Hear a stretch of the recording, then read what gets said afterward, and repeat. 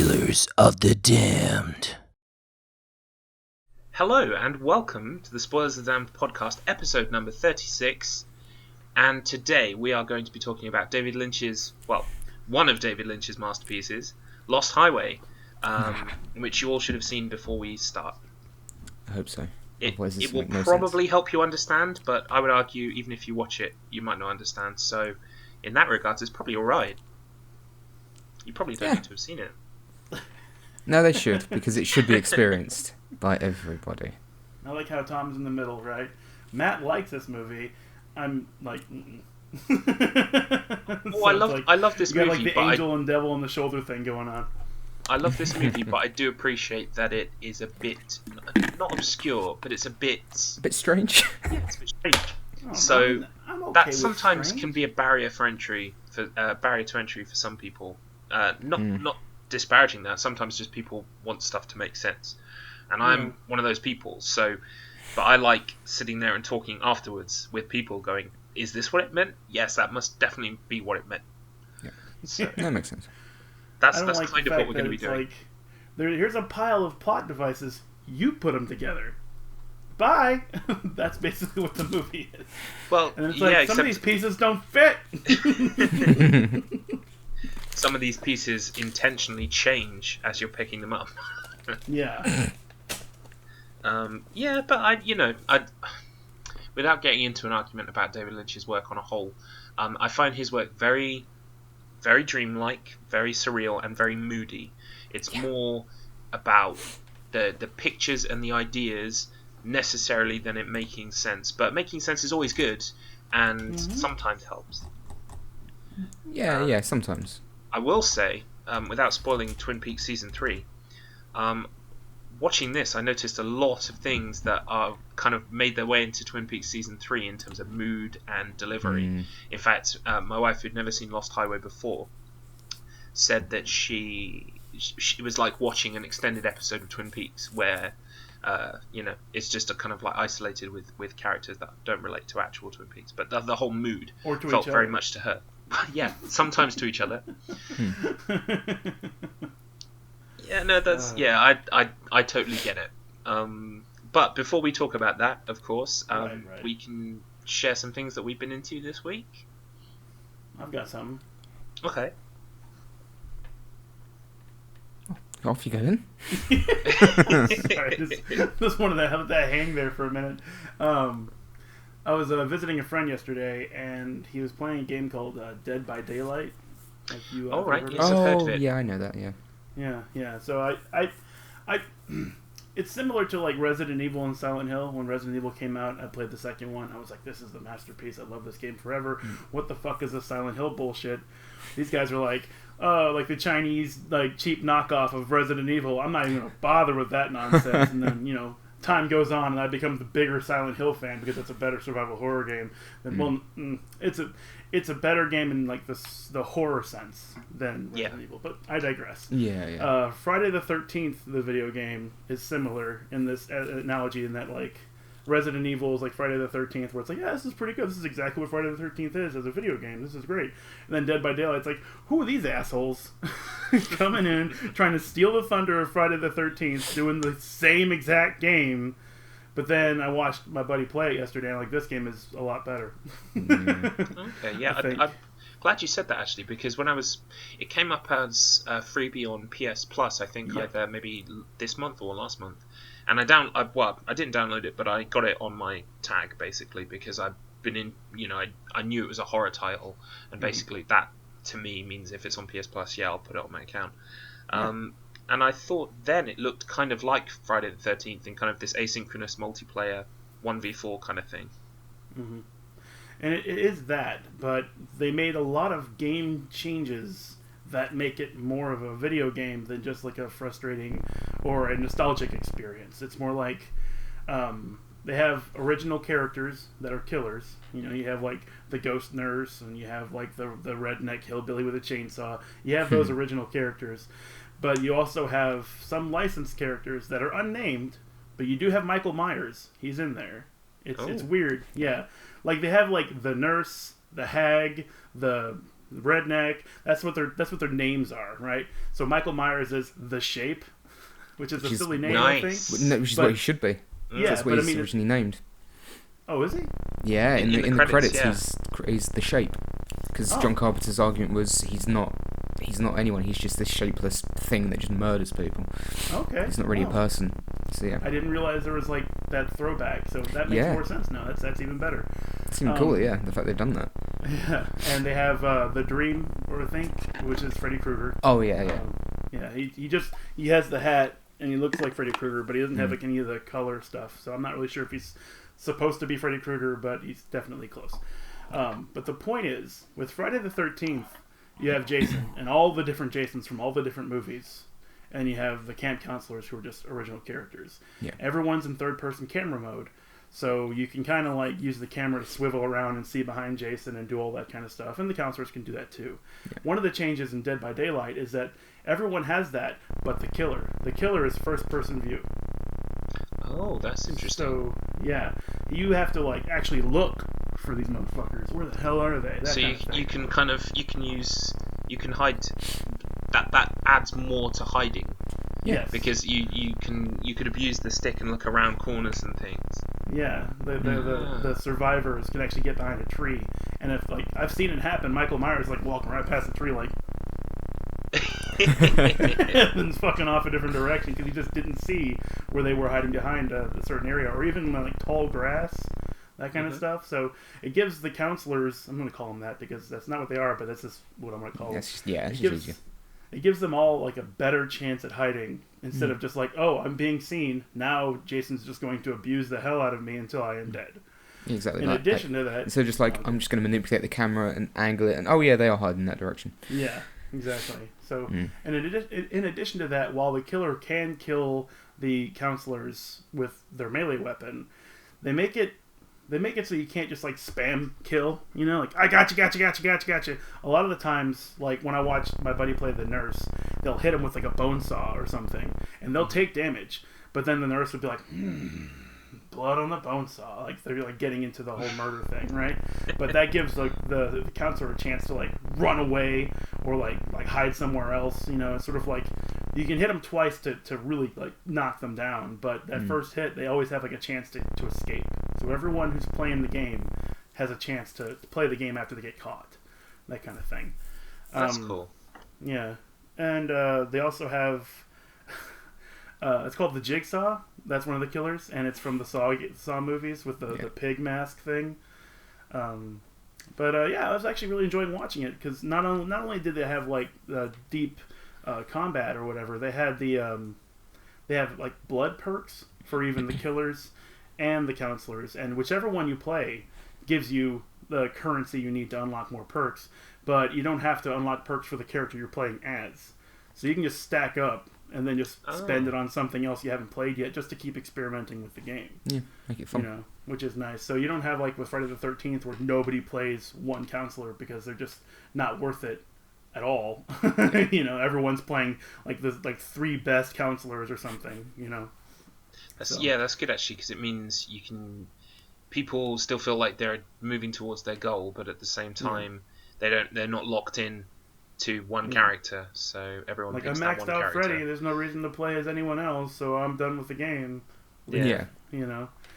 And one other thing though is that while you can kill them by hitting them, you can also you get the most points if you kill them by sacrificing them. Yes. The way the game's story works is, it's a very loosely knit story. It's not, the story is not important. Okay. It's there's like some sort of the entity is what it's called. It's like this astral murder entity or something, kind of like a Cthulhu-esque kind of thing. And there's these hooks, like on posts, and you have to take the counsel and you throw them on the hook, like a meat hook kind of thing, and they die there. But they're more like dying there, like or whatever. That's it, yeah. And you can get some after enough period of time, like these tentacles will like materialize and then just like gut them and kill them for good, and that's what gives you the killer the most points. Because you sacrificed to the entity. And I'm guessing that it's kind of like the entity is like the extraplanar being that's actually bringing everything together. That's kind of the concept. You know, that's why you have Michael Myers and Freddy Krueger and the Jigsaw Killer and all that kind of stuff. Yeah. So, but yeah, That it was sounds actually good. pretty interesting. It's like, Yeah. it was cool to see.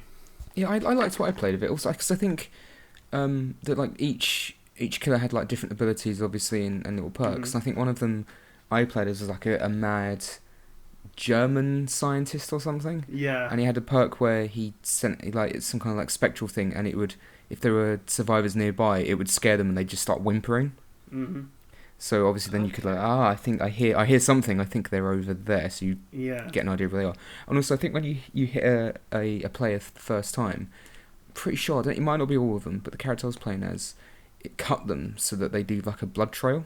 Yes. So you could, for a while, you could actually like track them, which is really good because it keeps them moving. Yeah, it keeps it moving because that way they can't just like hide under a rock like in Friday the 13th. Like you'll go in like the lake and then hide in like a rock area, which is like slightly out of bounds for Jason to actually access. You know, so Jason's like staring at him like, I want to kill you, but the game will not let me press the button. But I can't. It wouldn't be right. It's against the rules. Yeah, it's out of bounds. So yeah, that can't happen. Or if it can happen, you know right where they are, regardless. But the whole thing is like, it's designed for moving. It's designed for pacing. It's not like a 30-minute timer or nothing like that. And what the counselors have to do is like power these generators to have electricity generated to open up a gate to escape. That's right. So they'll have to work together, that kind of thing, to get this to happen. But there's like 8 generators, and you only need to like have 5 of them. So there's nowhere you can really bottleneck them as the killer. Like, okay, they have 5 generators, you have to activate all 5 of them. 4 of them are activated. There's only 1 left. Yeah. I'm the killer. I'm just going to hang out at this 1 generator then, exactly. And they can't get away. It keeps everyone moving. It's really good. It keeps everyone. Everyone has to keep moving. And it's just like a really good video board game. Like if you were to think of it in a board game term. You know, like if someone were to bring it open, here, put the board down, everyone, here's your counselor pieces, which is a killer thing, you know, that kind of stuff. And all right, now this is my turn. I'm going to do this and go here, you know. And they're going to be, oh, okay, well, I'm going to go here. And they're like, I'm going to go here. That sort of like mentality is what's behind here. But the only difference between this and a board game is that the board game is completely invisible, or it's not shared vision between all players, which is what makes it more of an intense hide and seek kind of thing. So that makes sense actually. I can definitely see where you're coming from. That does work. Yeah. Definitely does work. So it's just a shame that I'll never want to play it. I just don't get into that kind of stuff. But watching my buddy play through it, I was like, "This is good. This is good." Like the nurse is like a spectral ghost nurse who can blink from place to place, so she can like scare the shit out of you. Like, boom, motherfucker, whack. You know. And I hear like she can blink in repetition if you press the button at the right frame over and over again. So you can go boom, boom, boom, boom, boom all the way across the map. But if you like hit it too early or too late, she'll like and then stop. So you have to like, it's a skill thing. Like the player actually has to be good at doing it. That's good. That sounds a lot like what I liked about Left 4 Dead's mode, where you could play as the infected. Yeah, that was a lot of fun. You have a very specific skill, and you learn how to use that most effectively. So, and each one has a skill. So and like the shape, Michael Myers' character, I don't know what it does, but like when he does a thing, I think when he hits like a counselor or something like that, the entire map will hear that's awesome. from the movie. So it's kind of like, oh shit, you know, it sort of piques your adrenaline a little bit. Like, okay, he's getting one of us. You know. I have a question. I don't know if you can answer because it was at your friend's house, so you might not know. How much of that is in the base game as opposed to DLC? Is all the kind of like new characters DLC or all the new characters? I mean, all the original content characters are available, but characters like Michael Myers are DLC. Yeah. Oh, okay, that makes sense. Because that came much later. Because they had like, I think there's 4 or 5 monsters right off the bat, I think, and then they got the licenses to actual movie villains like later on down the line, as obviously because they, you know, I think it must have sold quite well, and then they got all these licenses to have like Michael Myers and Freddy Krueger. Totally makes financial sense to do that. I just do it afterwards. Yeah, do it afterwards. Make sure you get your money first because those licenses can't be cheap. No. And I'm not trying to say Friday the 13th is a bad game though. It's just like that's. Like, in the MMO universe, World of Warcraft kind of set the standard for every MMO that came afterwards. Yeah. You know, and Friday the 13th is, like, the first of its kind, and it kind of set, like, the you know, the standard for the rest of us to manipulate and change and make better. Yeah. So, that's just kind of how it is. Also, I think from my experience, like just watching gameplay of Friday the 13th, because in Dead by Daylight, the maps are much smaller and they're closed off, whereas in Friday the 13th, while watching people play it just looks like there's more ways to exploit it. Yeah. And because there was ways where, because obviously they've lost the rights now, so the game's not getting patched anymore, guys. License is gone, but I think it was early on, people found an exploit where you could get up on top of the cabin, and Jason can't get on top of the cabin. Nope. But it's like a 30-minute round. So you have to be on top of the cabin for 30 whole minutes to win the game. Yeah, people were doing it. Yeah. It's people ridiculous. are boring. That also reminds me of the good old days of Left 4 Dead. In a couple of the final scenarios, the final scenario is literally just hold off till the chopper/extraction vehicle gets there. And quite often that means waves of enemies and tanks and everything else. There were a couple of rocks everyone could get into, and they used to be called Jesus rocks because if you went on them, you're safe. And there was the one in the house before they patched it so that your melee attack had a cooldown. Mm-hmm. Everyone would get into the cupboard. I mean, all 4 people would get into a tiny closet and melee the fuck out of the entrance, and you'd be fine until you hear the second tank spawn, die because it can't get to you or something, and then you go, okay, now we've got to run for the... Yeah, I remember that. Good times. There are a couple of achievements again, on my... Yeah, that have been cheesed. Imagine if that was a board game. And then you have your pieces on an out of bounds section of the board game, but I'm like, guys, are you fucking serious? Are you just gonna pretend I can't just move your character back into the world? I'm technically on the board.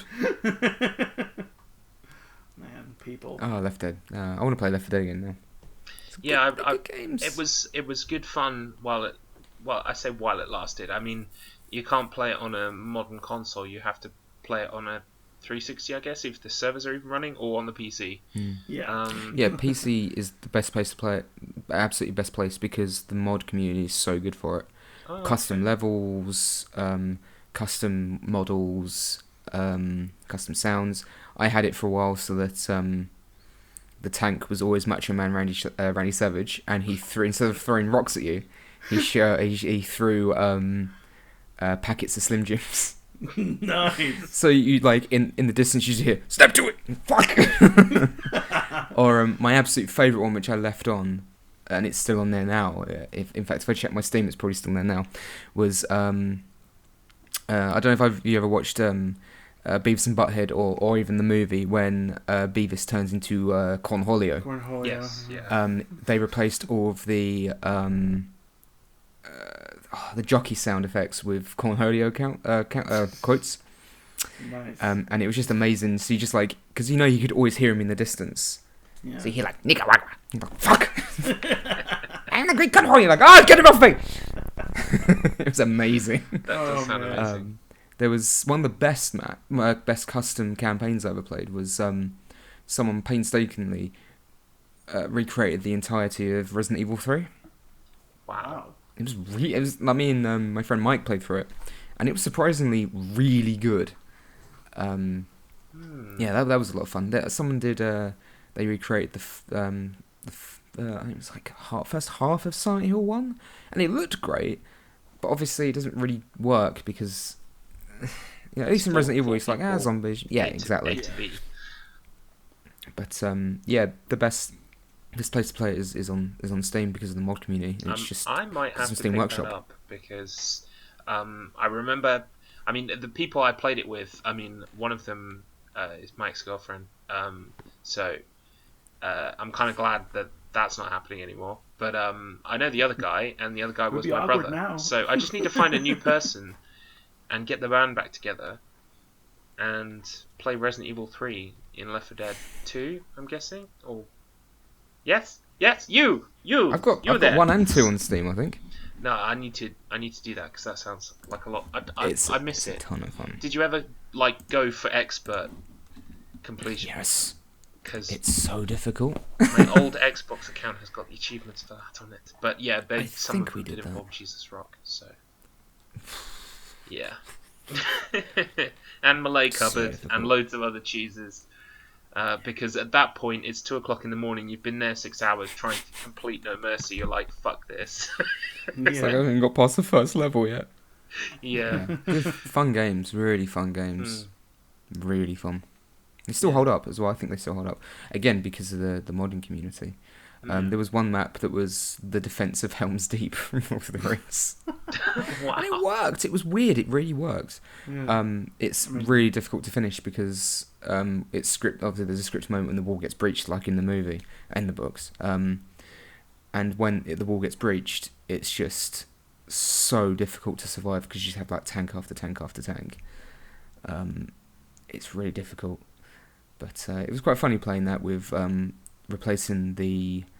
Which I think it was the samurai sword. I replaced the samurai sword skin with the master sword from Legend of Zelda.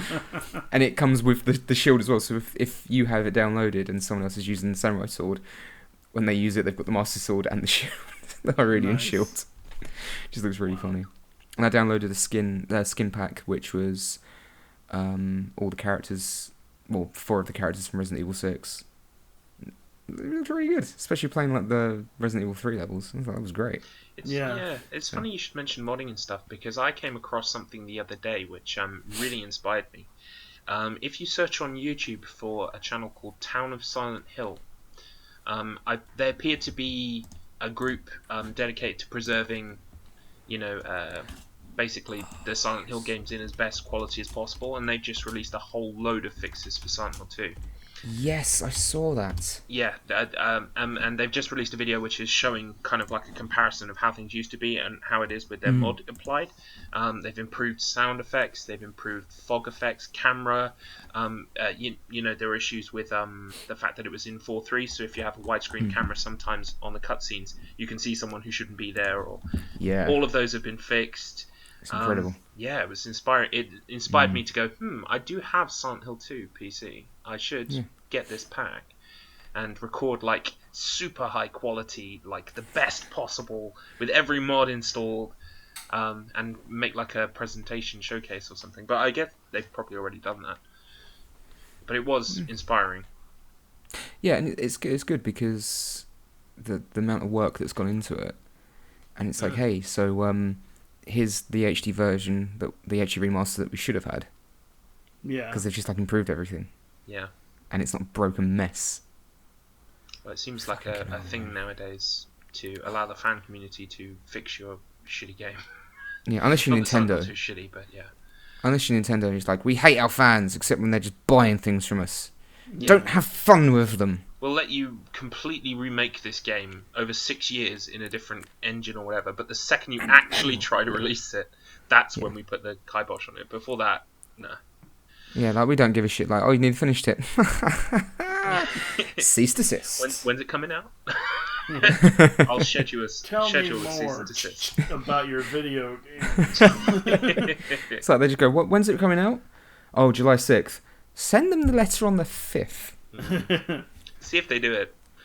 I think there was a Pokemon. I think there was a Pokemon hack of some kind that basically came out, and they literally said get it because it will be down within a day, and it was.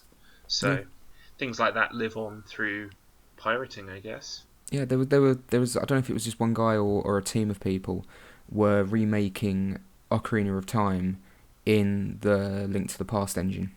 Yeah, it looked really cool. Cease desist letter, obviously. There will be no fun here. Yeah. I remember there was a Metroid. I think it was a Metroid 2 or something else remake as well that looked really promising. But there will be no fun here. If it's free, like it is a grey area. I get that, but if they're not making money from it, is it really that bad a thing? Yeah, if it's clearly a fan project for no sort of profit whatsoever. Like if anything, like if it's downloaded multiple times and whatnot, it would show. If anything, it shows them that there's still like a want for it. Just do like I mean, as much as Sega have made a shitload of bad decisions in the past, and they still release really bad games as well as really good games. Look what they did with the guy who used to make ROM hacks of Sonic. Like Oh yeah. They employed him, and they made Sonic Mania. Is his name Taxman or something? Something like that. It's like, Yeah. oh, that's really good. Do you want to make a game for us? Yeah. And it's like We the have best no Sonic idea game. what we're doing. So can you do it for Yeah. us? It's We like have it's the money. best Sonic game since arguably since like Sonic and Knuckles. Yeah. You know, and they're making another one, aren't they? They're making Sonic Chaos or something. They're making like a new one that's coming out next year, I think. You definitely should I'm pretty embrace your fan base, especially the ones that are competent enough to be able to create something that's on the same level as what you did. Definitely. Exactly. It's weird. It's an untapped source, basically. But I also understand that there are certain things about copyright law and the fact that you have to challenge everything, because if you let something create a precedent, then you can't sue in the future and things like that. So I do understand, although it would be nice if, in a perfect world, we could have fan things that came out and weren't immediately wrenched from the internet. Yeah, or even if they did what Sega did with these guys, and they're hide like, them. you know, if you want to make a game for us like this, you know, Yeah. people will buy, make us more money. Yeah. I think Valve does that too, because like Counter Strike was a free mod, and then it became wasn't packaged it? with all their stuff, and That's right. I remember that. Yeah, I remember that was. Day of Defeat was also a mod that now it's basically started the whole World War II genre kind of thing and that kind of stuff. So I mean, I might be wrong about the Day of Defeat thing, but I'm pretty sure about that. And yeah, Valve is just like, yo, you guys did good too with our stuff, so join us. I'll pick you up and put you in our company, and then you can do what you were doing for us, and then you don't have to worry about getting a job or anything. But what's this? It says in the contract here, Gabe, what's it say about we can only make up to number 2? Yeah. We can't go further than 2. No further! Sorry, Gabe, sorry. No threes. 3 is too much. Well, basically, Matt, see, Steam is a machine that prints money, and we don't have to make games anymore. So, yeah. Do you know what I would do? If I was in control of that company, I had any pull, I'd say, you know what? Let's not make Half-Life 3. Let's make Half-Life 4.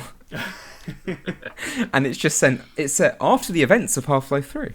And I would do it because you know what? People would be pissed off, but they'd still buy it. Yeah. There is no way people wouldn't buy it. They would Start still off buy with it like mad. 10 years after Gordon Freeman dies. Yeah. It'd still be one of the best-selling games. Put the number 4 in Roman numerals, and what else can we do? Give it a shit subtitle like Retribution. Yeah, something like that. Revelations. Fucking hell! No. What's the really bad one? It's like Origin, not Origin. There's one worse than Revelations, and I can't remember what it is. Revengeance. When revenge isn't enough. Wait a minute. Again. When vengeance and revenge aren't enough. Yeah. Oh, that's a wonderfully stupid game. Wonderfully stupid. I love it. It's so silly. It's fun though. Revengeance is fun. Okay. I was like, Revengeance is fun. But it's fucking stupid. Give you the eyeball. It's fucking stupid. It is. Oh my god, they're harvesting so good, the brains of orphans. Yeah. Wouldn't you? I mean, if you had ready access orphans, you don't need the rest of them. Dark. Just the brain. That's where the orphan is the brain. Duh. It just goes spoiler so alert, dark. sorry. So dark. Like, this is like a fun, silly game. Orphan brains. and they're experiencing that they're alive. They are conscious. Yeah. Heavy. Oh wait. You haven't played it yet, have you, Tom? Because you were like... Revengeance, no. I mean, I know a few things. I know of certain memes such as nanomachines. Nanomachines, yeah. That kind of thing. Nanomachines, son. It's still even knowing it. When you hear him say it, it's just wow. Yeah. Wow, really? Mm-hmm. Okay then. I used to play football. Let's go. I play football. Now I have nanomachines that make me into a supervillain. Yeah. Your sword can't cut me, nanomachine, son. When you make Vamp's nanomachines in 4 look believable, you may have problems. Yeah. His nanomachines that make him survive bullet wounds to the brain. Yeah. Have you played? I'm okay with that. Have you played Revengeance? But the guy has nanomachines that basically turn him into Colossus from the X-Men. Yeah. They also and he confused with wires. Yeah, well, I mean, some of the acrobatics and stuff that Raiden was doing in 4, I thought, come on, like, come on, Kojima, come on. And then Yeah. Revengeance comes out and it's, oh, okay. Yeah, actually, that was fairly tame. Yeah. I mean, I still have issues with it in 4 because it just... Because you play it and you're just thinking, if you can do all this, why is Snake even getting involved? Yeah. And you shouldn't do that. You should never have your main... Never fit. The game should never make it feel like your main character shouldn't even be there. Yeah. Like, show him like having some kind of worth. You know? Because Ryan doesn't even really have... doesn't really have that many weaknesses. Like, he survives getting stabbed so many bloody times in Metal Gear Solid 4. Has both his arms cut off and still kicks ass with a sword between his teeth. Yeah. It's like, why is Snake going here again? Stupid. It is stupid. Fuck you, Kojima. Something that's Nothing not was bad stupid. about... Oh, go ahead. Yeah, no, I was going to do like a little kind of like segue there. But if you've got something to I put have on, nothing. little Just cherry go. on the top. Just go. Here's nothing. Full speed All right, ahead. Nothing to add. we're going to Castle Rock. I'm currently watching a TV show called Castle Rock. It is. Oh, yes. Yes, it's based on Stephen King properties, but not actually written by Stephen King. And as you guys and everyone else on the cast probably knows, I love Stephen King. Really? Yeah, he's one of my biggest influences. Go ahead, gush about him. Yeah, so basically... Who is this Stephen King? Well, Yeah. Steve King, let me tell you. Stevie. Yeah, Go on, beast of a Stevie man. K. He's a great man, and his legacy is being felt, I think, at the moment, especially with things like the new It movie, which did very well. What else? They created a Dark Town movie. We won't talk about that. But overall, there's been a real kind of renaissance with his stuff recently. There were those Netflix originals that I talked about in 1922 and Gerald's Mist.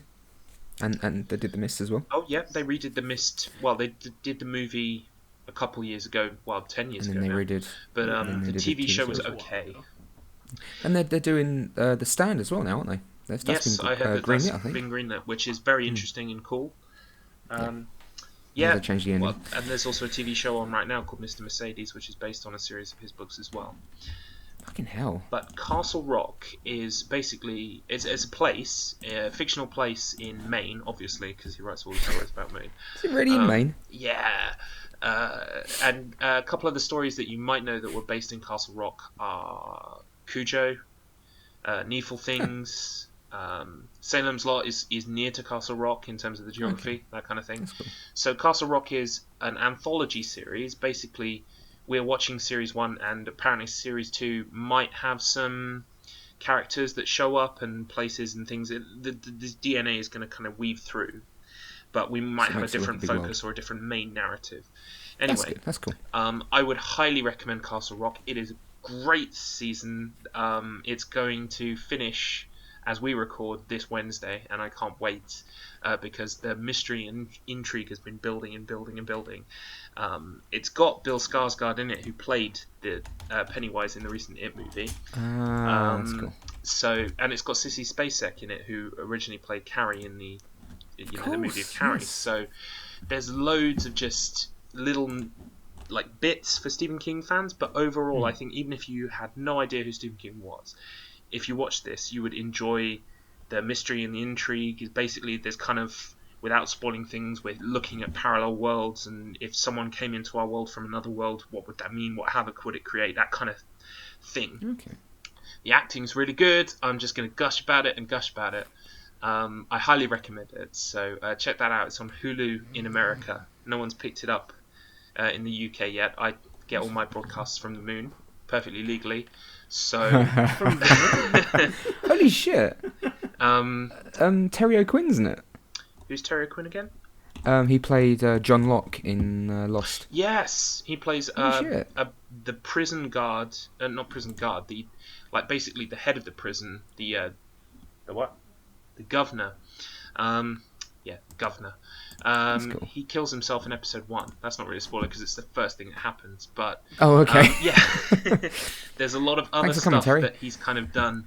It's really interesting, and lots of people have been saying, kind of drawing parallels between Lost and Castle Rock in terms of the intrigue and things like that. I think it's a bad robot. I think J.J. Abrams is overlooking it, so there's also that kind of DNA that goes with it as well. Yeah, that makes it. Yeah, if it's. Let's see. Bad robot. So. Bad Robot, pretty much everything, like, half the stuff I watch nowadays is got J.J. Abrams somewhere on it saying he's involved somehow. He's got his little web out there now, hasn't he? Speaking of J.J. Abrams, have either of you seen the trailer for Overlord yet? Overlord, it's the next film that he is producing. It comes out in October, November, I think. Oh, it looks like a lot of insane fun. A lot of people think it's the next entry in the Cloverfield anthology, but he's just said, no, it's not. It really, really isn't. But people don't believe him. They're like, you're lying to us, clearly, even though he's like publicly at like Comic-Con said, it's not. It's its own thing. We are working on another entry in the Cloverfield anthology, but this isn't it. They're like, you're lying, fuck you! We don't trust you anymore. That's what you want us to think. I mean, I'll read the premise for you. On the eve of D-Day during World War II, American paratroopers who are caught behind enemy lines after their plane crashes on the mission to destroy a German radio tower in a small town outside of Normandy. After reaching their target, the paratroopers come to realise that besides fighting off Nazi soldiers, they must also combat against horrifying, bloody and violent creatures that are a result of a secret Nazi experiment. What's not to like? Monsters. And the Nazis. secret experiments. Yeah. The trailer ends with a character. It's like some kind of like weird serum. It could almost be like a Wolfenstein movie for all I know. It's like a serum, and I don't know if it makes you immortal. It like sends you mad or something. And he's got like part of his face is like missing, and you can just see all the muscle and the sinew and the blood. It's great, and he's smiling, and it just looks fantastically disgusting. That sounds amazing. So it looks like a lot of fun. I think it's gonna be dumb fun. And I'm all for it. I think one of the operations in World War II was called Overlord. That's probably where they got the name from. Probably, yeah. They're like really happy to. Yeah. And the thing is, like, historically accurate. Yeah, I mean, with all the weird shit that the Nazis actually did, that's why it works, because it's like in Indiana Jones when they're like, we have to stop them. They're looking for the lost Ark, and there's not a moment really when you watch it and you go, they wouldn't do that. You're like, yeah, probably. Yeah. Like they thought that I'm pretty sure I read somewhere, or someone told me that they once thought that the Aryan race came from Atlantis. Yeah, and lots of people who talk about Hollow Earth theory mention Hitler and the Nazis as well, believing in that, and apparently looking in the either Arctic or the Antarctic to find the entrance to the Hollow Earth. Yeah, they're into some weird shit. That's why you never, and it's like whenever they do weird things with Nazis. I mean, it's a multitude of reasons. Because there's nothing wrong with shooting Nazis. Like, if you're gonna make a movie where there's horrible Nazis, it's like, oh no, you shot a Nazi, what a shame. They are the ultimate villain because no one can really stand up for them, so everyone can universally condemn them. So they weren't that bad. Freedom of expression, like maybe not. I mean, that's not to say that there was a difference between German soldiers. There was a difference between German soldiers and the Nazis, like the SS. But yeah, so. You can always do all these. It's a multitude of things. Like, it's never a bad thing to have Nazis shown as monsters because they were monsters, because they did monstrous things to people. But also, they were into weird shit. Yeah, legitimately were. So it's like you never bat an eyelid. Like, no, it's weird monsters. No, yeah, probably they would have tried. They would have tried if they could. Yeah, they would. So space program, tyrant program. It's like what's that movie called? Is it the one where they're in space? Is it Iron Sky? Yes, yeah, I've heard of that. I've not seen it though. Yeah. I've heard it's disappointing. It's not as funny. With most of these things, it doesn't live up to the kind of the sentence premise of Nazis in space. Yeah, like the a lot of the reviews I read just by word of mouth from people, they said they don't do enough of the premise. They don't make it wacky enough. Like, that's a shame. Like, you could something like Iron Sky. Come on, that should be absolute insanity. Those wacky old Nazis. Nazis in space with their iron zeppelins. Well, speaking of something you should not see, Lost Highway. Fuck you. Wham! Sorry. Well, yeah, no, I for the segue. So I guess we've made it round to the Lost Highway, and now we're on it. We're never getting off it because it's a bit of a Mobius strip. This was your choice, Matt, so would you like to introduce Lost Highway? Explain yourself. Well, I am a connoisseur of David Lynch. No, this is a movie. I saw this when it first came out on VHS. So when did it come out? Was it 97? I think it's 97. Well, the movie 97. came out then. Yeah, Yes, so it probably came out on VHS either towards the end of 97 or the start of 98, because I remember back then, like, it took a long time for certain films to come out on VHS. Like, It did. It took 6 like, months to a year.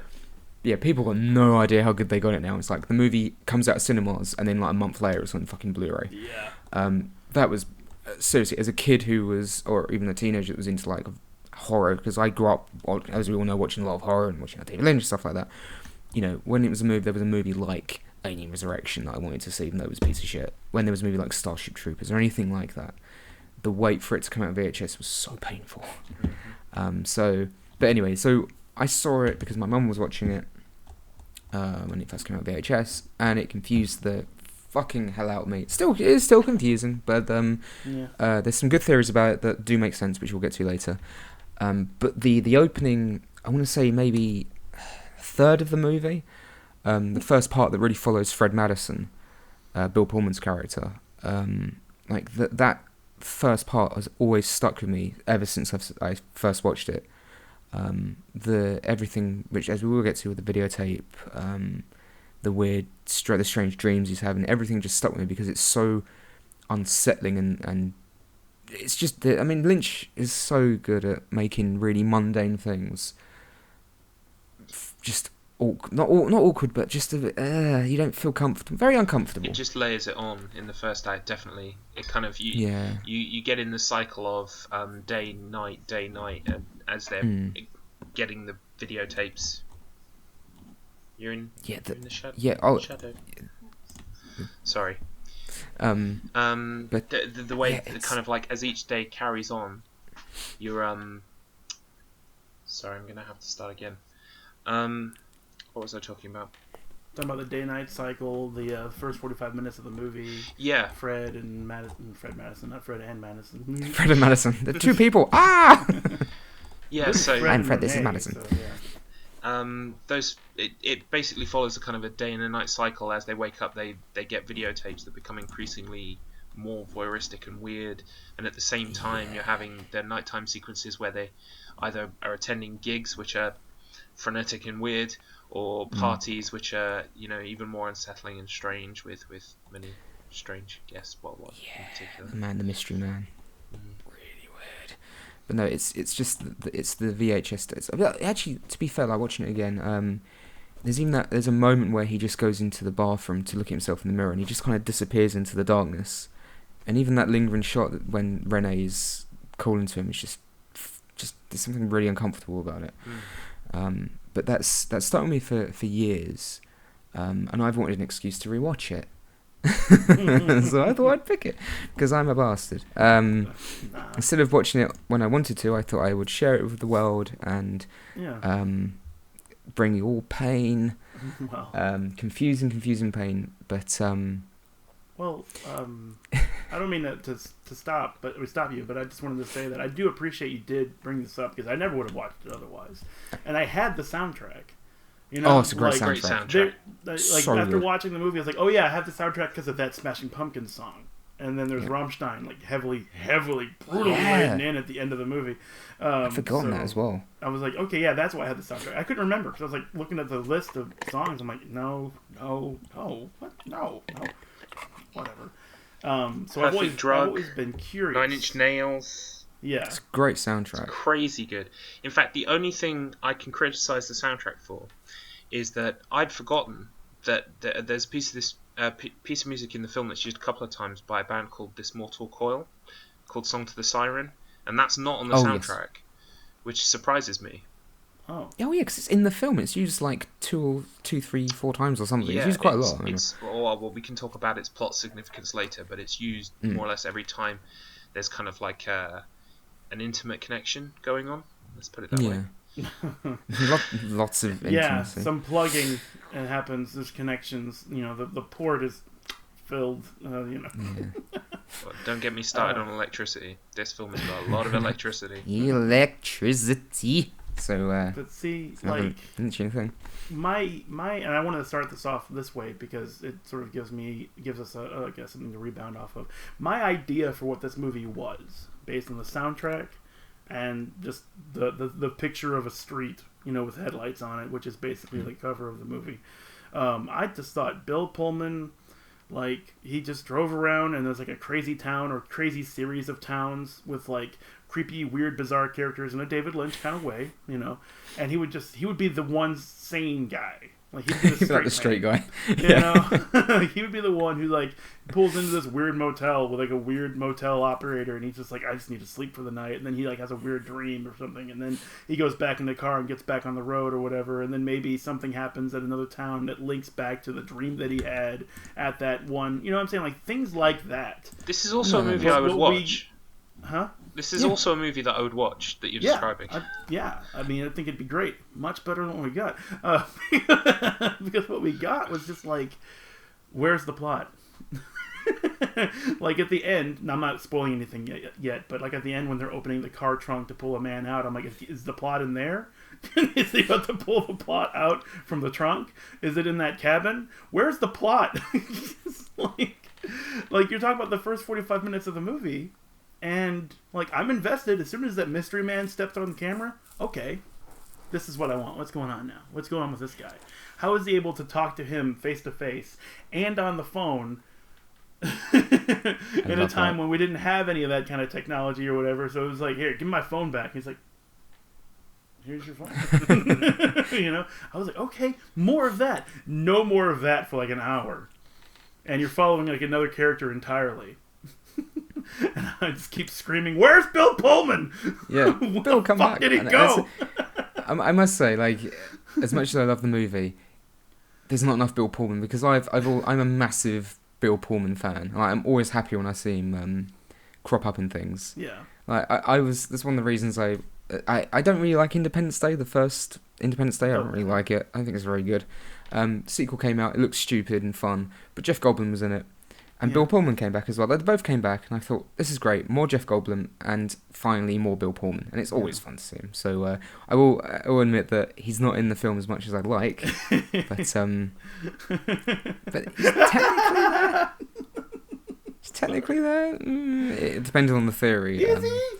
Which we'll get into the theory later on. I've been reading. There's a really, really good theory that does make a lot of sense, but I think we'll go to that. Like I said, at the end. We're beating around the first 45 minutes. I'll just go ahead and run a synopsis of what happens. Bill Pullman is a sax player who plays sax extremely badly. He plays that saxophone.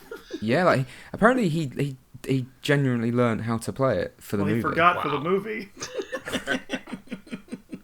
He was like, no, I want to do it. So when they were filming that, he was legitimately playing it. Yeah, which is good. I like it, Even like a throwaway scene as well. Lynch is like, can you pretend like it's your first day with the sax? We want that on camera. It's just like, so which end do I play out of? I'm sorry. Get on his sexual frustration. That song in that movie was just ear grating. But yeah, so he's a sax player. He lives with his wife Renee. They have a hallway and a bedroom for a house, because those are the only two rooms you see. It's like, this is my hallway. This is the only bedroom. Yes, this is the only bedroom. There's nothing else in this house. They don't have a bathroom. They go to the yard. It's a weird looking house. Although I'm pretty sure I read somewhere that I think it might have actually belonged to David Lynch, or he had some. I think he designed part of it, which makes sense. It's a strange looking curtains, that definitely makes sense. That's David Lynch. It's a strange looking building as well. Like, the windows are just weird. Yeah, there's more windows than there are rooms. Yeah. I want more windows. And on my Lynch voice in a while, I'm not very good at it anymore. Yeah. So the day-night cycle that Tom mentioned is basically this: like, dude plays sax, goes to bed, they fuck, and then in the morning, Renee finds a tape in manila envelope on the stairs. Oh, the tape can we just briefly talk about the fucking? So sure. Oh, poor Bill Pullman. Go for it. Yeah, she pats him on the shoulder. Are we led to believe that?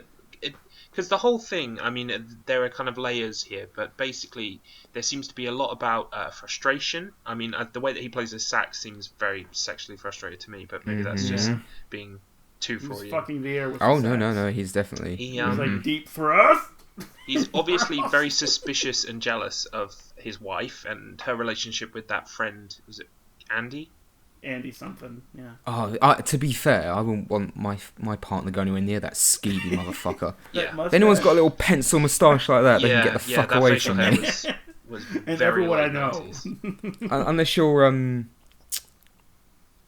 can't remember the director's name now. Director's name, oh, he directed like Hairspray and Pink Flamingos. Fuck! John Waters. Unless you're John Waters, get the fuck away from me, okay? Okay. With a little pencil moustache. John Waters is a cool guy. Anyone else, fuck off. You're weird, you're creepy. He's a little shitty beard as well. Fuck off. Wait, Yeah. Creep. I know a guy. But yeah, anyway, sorry, Joe. So, He's cool too. fucking pencil moustaches. Anyway. Yeah, so there's obviously the all of fuck. that going on, and it's the thing that I saw that I read recently about it, which really struck a chord with me, and it's from David Lynch himself. He says he described the thing as I think the word he used was psychogenic-fugue. Yes. Now I don't know exactly, like, I'm showing my ignorance here, what psychogenic means, but I think you I made it definitely up. get the fugue part. The whole thing feels like a kind of a meandering, surreal, transient dream that's happening to Bill Pullman, and all of his frustrations and everything else are kind of like boiling away under the surface, and he's almost like a kind of a passenger, which I thought was kind of interesting. Yeah. Here we go. Dissociative fugue, formerly fugue state or psychogenic fugue, is a dissociative disorder and a rare psychiatric disorder characterized by reversible amnesia for personal identity, including the memories, personality, and other identifying characteristics of individuality. Okay. Yeah, because when we get further into the movie, I think questions about identity are also very important, and the fact that one could argue that Bill Pullman kind of tries to escape his identity by creating another one. Yeah, there's a it wasn't until someone pointed out as well when I was reading something online. It's a line that he himself comes out with when because obviously they keep getting these videotapes and they call the police because you would, because one of them After the fucking first one, you know. I like the way he shrugs off the first one. He goes, "Oh, it's probably a real estate agent or something." Like, really? Just get that a man creepy out videotape of of your house. But the second one they get, I think it's the second or the third one they get is the person enters their home and records them while they're sleeping, which is fucking creepy. Yeah. Which is the thing that always stuck with me for all these years. So they go to the police and the police, because obviously they have to ask everything. The two detectives ask him, like, "Do you have a video camera?" And Rene says, "No, he doesn't like cameras." And he says something that's once you've watched the film and you go back, it makes a lot of sense. He says, "No, I like to remember things in my own way." Yeah. And one of the detectives says, "What does that mean?" He goes, "I like to remember things my way, not so much how they happened, but mine." It's something like, I'm butchering the line, but he basically says, the emphasis "I like to." afforded that line, and the kind of the punctuation of silence before and after it just kind of add to the "this is important." Yeah, he basically, not so many words, just says, "I like to remember things." He might as well just say, "I want to remember the things the way I want to remember them." Right. So that plays a lot into the maybe like the hints that are strewn throughout the movie as to what is actually going on. But which I think it makes a lot of sense personally. It definitely makes a lot of sense. Yeah, once you finish the movie, but it takes like the entire 2 hours. It's like a 2 hour, 15-minute long movie. At like the end of the 2 hour mark, that's when it all just sort of like piles together, Falls and you apart. think about what he says, like how I want to remember things, and it's like, okay, now I kind of get why everything doesn't make sense in between. But that's like, it was a hell of a journey to get to that one epiphany, and like the wait for that epiphany was not. I don't know if it was really worth it, which is where my point is with the movie, like being not good. Like they don't string us along well enough. It's like, here's the string, and then you get no string, and then you're like, okay, well now what? Strings way over here, guy. Oh, okay. Run all the way to the end of the plot. Oh, now I get it. But my thing is with the first 45 minutes, like the vection of the first 2 minutes, Bill Pullman answers the intercom in his house. Yes. And it says, like, somebody says, Dick Laurent is dead. Yeah. I'm like, okay. I guess we'll learn who Dick Laurent is. You do, but after like 2 hours. And it's not Bill Pullman, which is what I expected, because it's David Lynch, you know. I feel like there are a number of framing devices used by Lynch here to make the whole thing kind of loop in on itself. Perhaps not a perfect loop, but much like Triangle, that movie we watched, where kind of you see how things join up at the end and how we come full circle.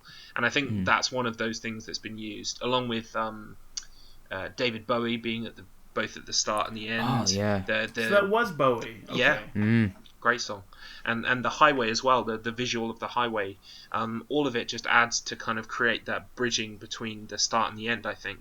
So it is one of those things that, you do have to wait for the whole way round for it to kind of add up. I do think... I'm sorry, just real quick. I put together, like, as a theory of the design of the story, was that, like, the Lost Highway was kind of like, not so much a literal highway, which is what I wanted, but more like a metaphysical highway that's, like, in Bill Pullman's character's mind. Like, everything that you see is, like, in the ether, you know, sort of like the Lost Highway sort of thing. And, I'm the thing is, I don't like it, but I'm putting it together over a long period of time, and it's starting to make me respect it a bit more. Yeah. But it's... There's a lot of Lynch work, actually. Yeah, you have to put a lot of work into liking this movie. You have to, like, really force yourself onto it. Yeah, I think a strong argument could be made, because obviously here we're in a space where literally everything could be the correct answer and not the correct answer, so it's all worthwhile discussion. But I think there's a strong argument could be made that I'm trying to think of other things this is like. It's kind of like Silent Hill 1's bad ending. Is like it. If you guys remember Silent Hill 1's bad ending, most of what happened during Silent Hill is the last dying dreams of Harry, much like Jacob's Ladder, actually. Yes. So there's an argument that could be made that the whole section of the movie that happens after the jail cell transition into a different person, that's all kind of fantasy. That's some theories I've seen. And that's one of the more sort of like well put together arguments I read was that the electricity at the end, with his head shaking and everything, in the car, that could be akin to the actual electric chair happening. So. Oh, yeah, that's true. That's my theory. To me, the counter to that is that the events of his false memory exist at the beginning of the movie. Yeah, that's true. Because Dick Laurent is dead. Yeah. Like, that's why it's like, this is probably made up, and all of this is made up, and really the movie itself, in its entirety, because you can just blanket the whole thing, is just made up. Like, the story, it's like, if I would probably like this movie better if Bill Pullman just walked up on stage, completely black backdrop of, or you can have the red curtain that Lynch seems to like a lot. Just say, this is a movie from my memory, or something, and then just walk away. And then at the end of the movie, he was like, thank you for listening. And then he walks away. Just sort of like begin and end with a cap of something straight that you can just, like, you can understand. Like, okay, this, he says, he gave us one thing that we know is a constant. The rest of it's variables. And then I would have been like, oh, okay. Because by the time you get like halfway through the movie, by the time you have like who becomes Dick Laurent, pulling that guy over and teaching him some manners on traffic law. That's a great scene. It was almost worth watching the entire movie for that scene, because he was just like, ah! No tailgating! I think even the audience would have been frustrated enough by this point to just have the catharsis from his anger. But, oh, shit. Okay, I love it. Oh, well. I lost it. I lost my point. Whatever. You lost it on the highway. Yeah. Hold on. No, the whole tailgating scene is fantastic. Yeah. You're like, oh, it's a typical like gangster, and it's like, no, he's just really annoyed that the guy is driving unsafe. It's like, fucking people died last year. I love that it just keeps going. Yeah. And he goes, I'm sorry. What are you going to do? I'm buy a guide. Read the instructions, asshole. See, like, that was the best part because, like, he was actually kind of a good guy. He wasn't trying to kill the man who was the problem. He was trying to fix the problem. Yeah. You know, and he only knew one way to do that because he knows that just like, excuse me, sir, could you just read the rules of traffic? Because that won't work. Everyone's like, fuck you, So he was just like, look, I have overwhelming force and total control of your life. You will do as I say or die. And he's like, okay. No argument here. I'll do as you say. I don't want to die.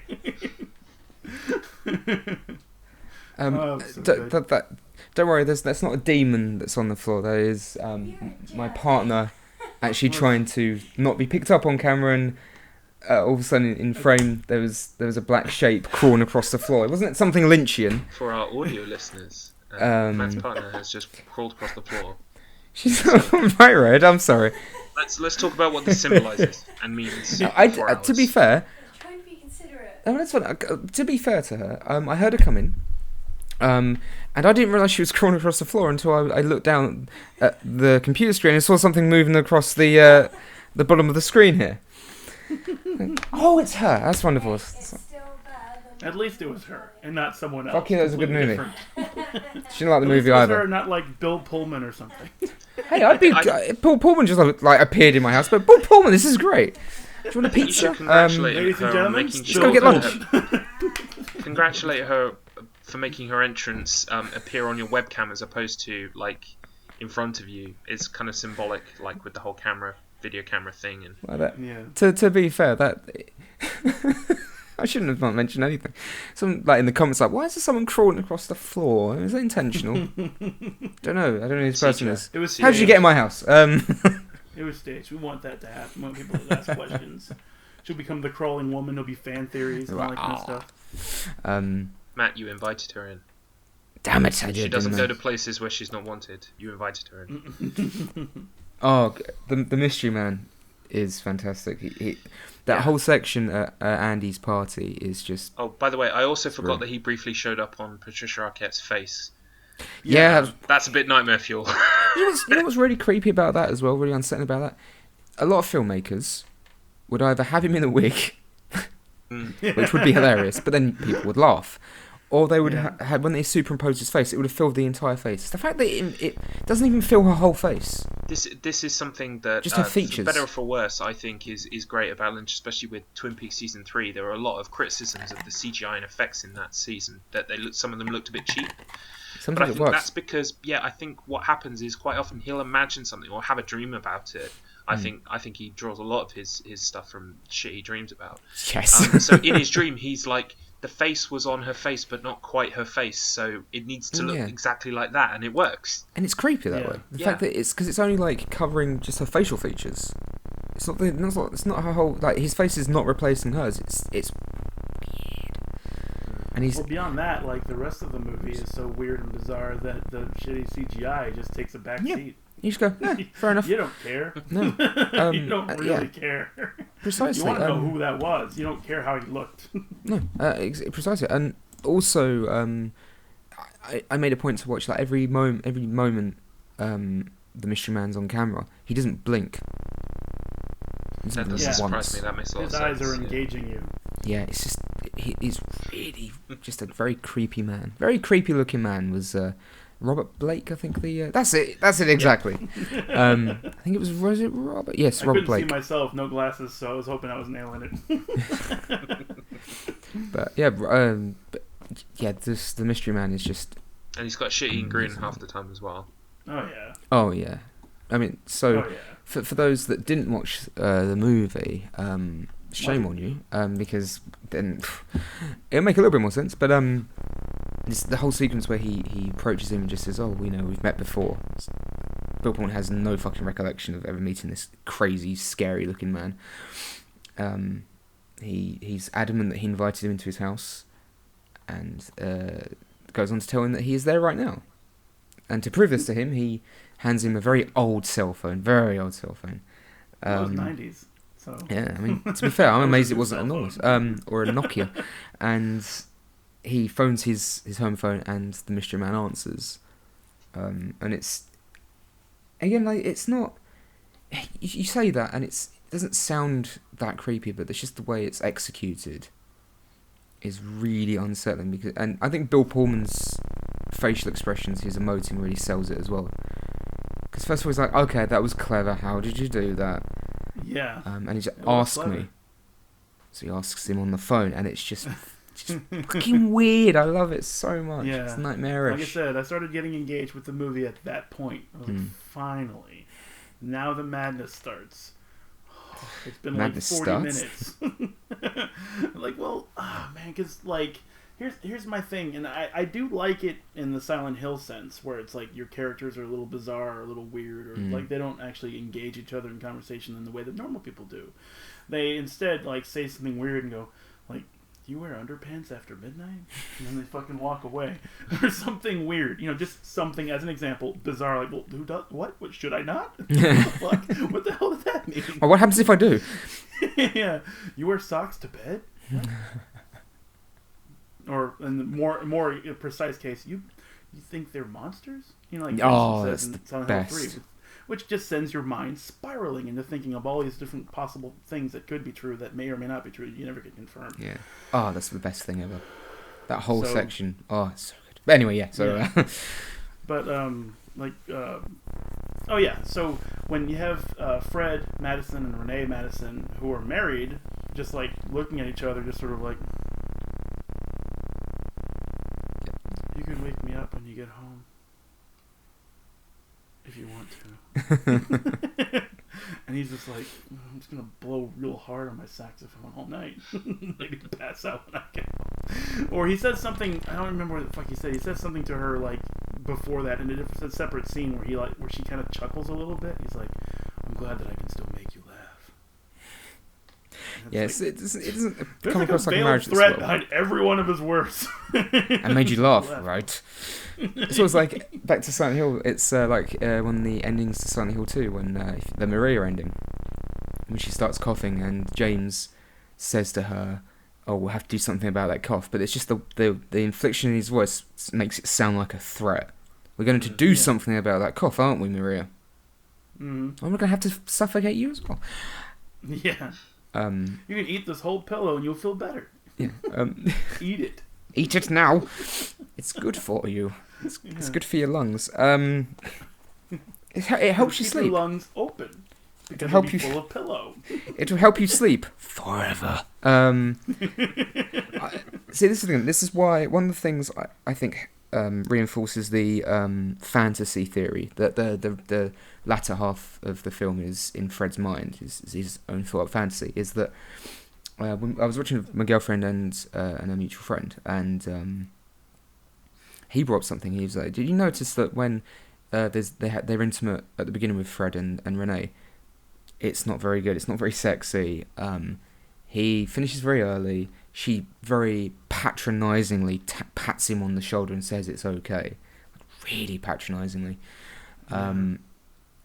But then every other sex scene after that with the other character, it's passion, and he gets so much of it, and it's all the sex. More pussy than a toilet seat or something is what it said in That's the too movie. seductive and like, for fuck's sake. It's an interesting point you raise, actually, because you know that song I was talking about, Songs of the Siren, that plays really, really softly in the first time that Bill Pullman and Patricia Arquette are having sex.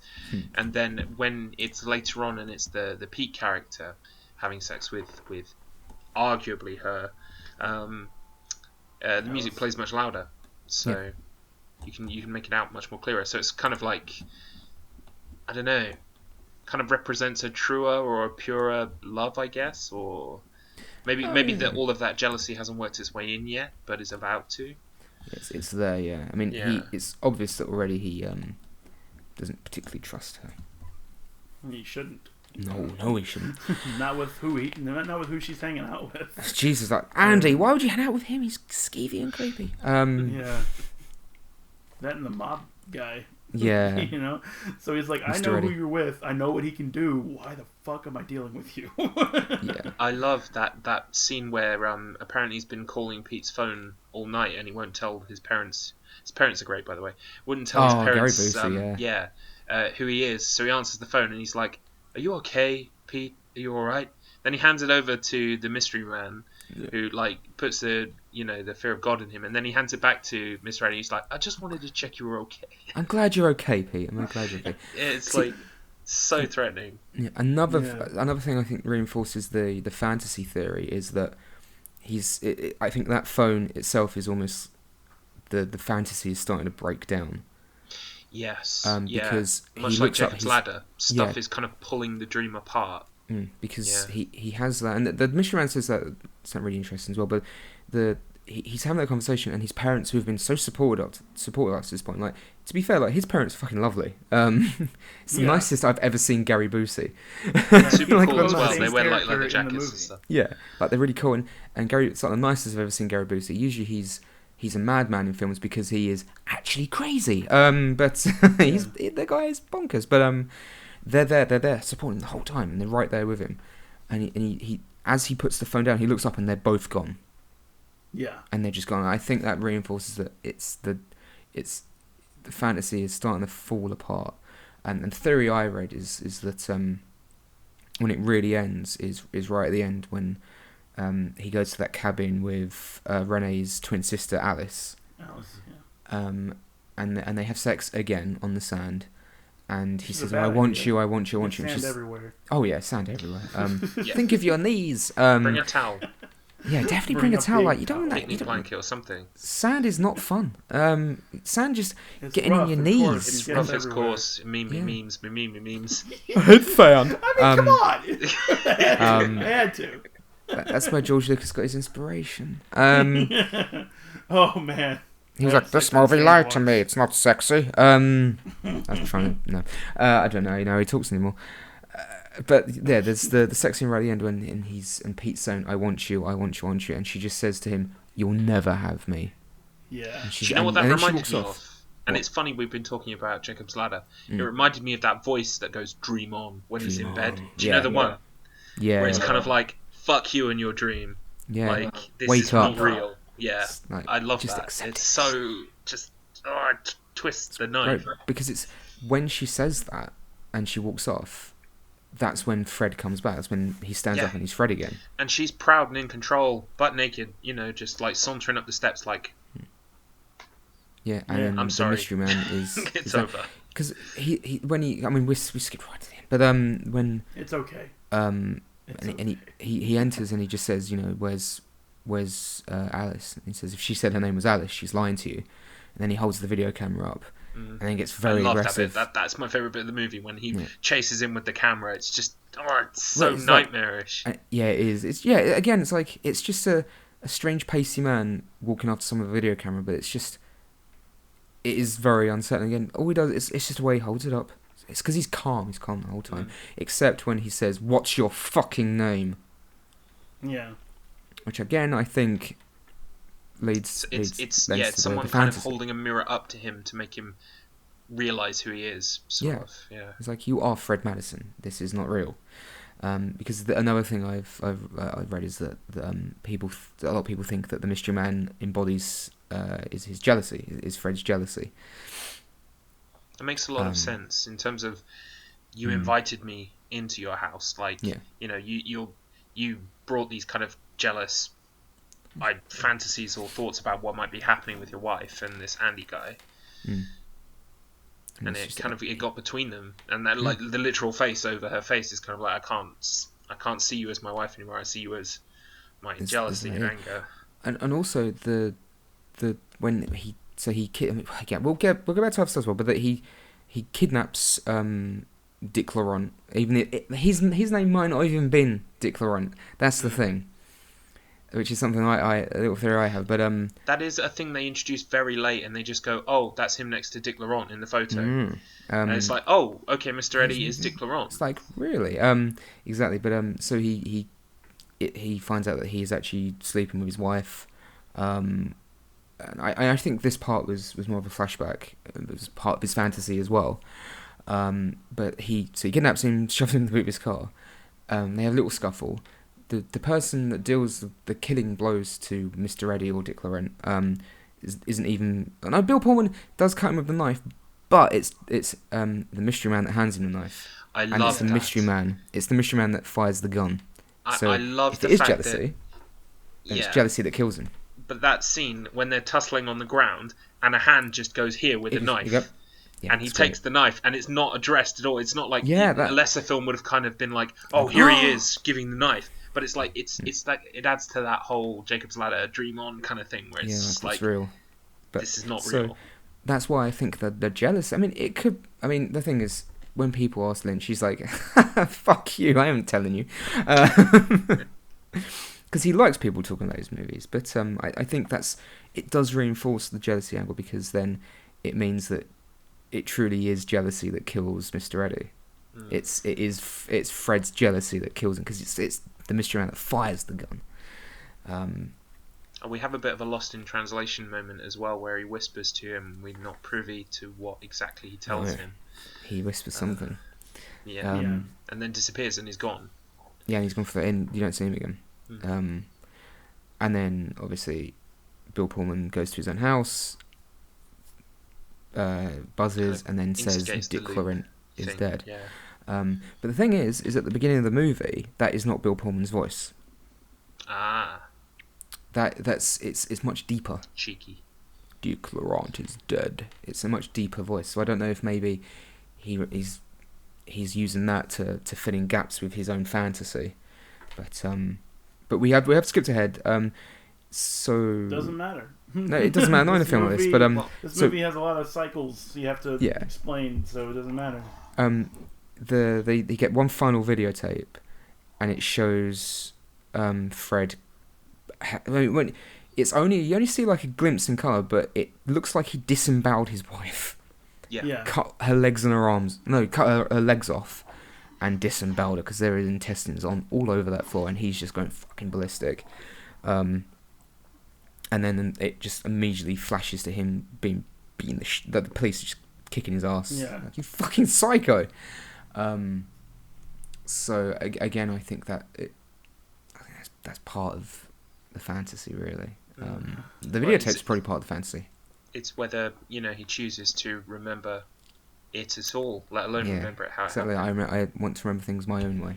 But the one thing I wanted to touch on as well was the photograph of that has his wife in it, and it has the two of them in it to begin with, and then when supposedly, I mean, obviously we can't say with absolute assuredness, but when the police are in that in Andy's house checking over and stuff, we can kind of assume from their viewpoint that we're getting a kind of a more objective viewpoint. Yeah. We see that the photo has only got one lady in it, so again that kind of plays into the whole, like, I remember it how I want to. Yeah. So I mean, a photo is the proof, like, that he doesn't like, capturing a moment in its objectiveness. So I mean, I think he probably, obviously, because if it is if the stuff with Balthazar Getty's character, this person that he transforms into when he's in prison, if that is all his fantasy trying to go, no, I'm someone else, blah, blah, blah, and escapism, I think he probably killed Andy first. Then, because obviously, I do believe that his wife was cheating on him. Let's be honest, because I think that much is he does find them at the Lost Highway Motel as well. Someone take that shit and projected it on a fucking wall. Exactly. So I think he killed Andy first, then probably waits for his wife to leave, then kidnaps Mr. Eddie, kills him, then probably goes home and kills his wife. That's if things are happening in a non-linear kind of way. Yeah, if obviously. We try and piece them together in terms of like actual physical time. Yeah, that makes a lot of sense. Because he has there's that moment where he's telling her about that nightmare he had as well, which again I think foreshadows her twin sister Alice. Is when he says, I could hear you calling my name. Okay, I couldn't find you. Then I walked into the bedroom, and you were there, but it wasn't you. And then in his dream, he clearly attacks her. One of the things that really, that creatively, I guess, quote unquote turns me on, and I really like as an idea and a concept is Doppelgängers, and Doppelgänger. it's rife in Lynch's work. Oh, and he loves duality. in Silent Hill as well. As you know, sort of like because one is influenced by the other. Maria. Yeah, Yeah, and that whole I think kind of you could sort of- duality. yeah, you could actually. I was thinking that you could definitely see that with Alice and Renee. It is the Mary and Maria thing. Yeah. Because Alice she's blonde. She's really into his new persona. Yeah. It's That- that look, she's in the car Yeah. and she just kind of goes, and like that's all it takes, instant Yeah. magnetism. And there's a like, reason why does she want she- me so badly. There's a reason why she looks like that, because I mean, often this film is touted as quote neo-noir, and I did an extensive section in my film studies course for film noir. We watched loads of we watched Double Indemnity, loads of them, and we covered this film in a separate thing. And I couldn't help but draw the parallels between this and that. I mean, David Lynch, and he went on with Mulholland Drive, sort of like in more detail to kind of have that Los Angeles filmic history, which is where a lot of those stories, those film noirs are set in Los Angeles. Plays into the whole LA noir thing as well. Having femme fatales, having, sort of like blonde bombshell who dupes the main character along, string him along with a kind of a love affair, and then pulls a gun on him and twists, what's the word? Fuck, forgotten it. But you know what I mean. Like kind of like turns on the main character. Yeah.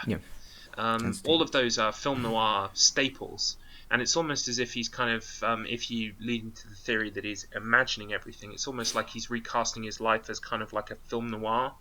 Yeah.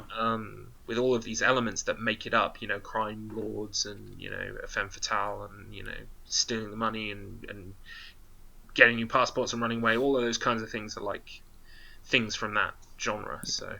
Oh no, definitely. I have to say one thing. Can we talk about how awesome the death of Andy is? Yeah, that's fantastic. Fucking It was, hell. again, worth watching the movie for like one scene. It's like that's the scene you watch it for. That is an advert for curved corner tables. Oh man, I mean, that's like a legit fear that I have because, like, yeah, you could, if you fall or stumble and you hit your face on the corner of anything, the kitchen counter, the coffee table, even a wooden chair or something like that, it's like, boom, all that force is going to go straight into your head or your eyeball or your mouth. You know what I'm saying? It's like, because I got in a fight with my brother when I was younger, and that almost happened when I kicked him in the back, and he went straight towards like a speaker, and his face hit near the corner, and I was like, I'm never fighting again. And that was the day I became a pacifist. Yeah, exactly. I mean, if I had blinded him, that would still be true today. He'd still be blind today. Yeah, and you'd it'd still been be like grounded. 20 years. Yeah. So, yeah, seeing that happen, I was like, ah! Yeah. And me and my friends were like, ah! What? Ah! Like a bunch of chickens. What? I thought I heard one of the officers say, because when the detectives were there at the crime scene, the dead body, I'm pretty sure one of them refers to him as Mr. Head. You see who's in the photo, Mr. Head over there? Something like that. That makes sense because those cops are quite. They crack a lot of wise during this film. Yeah.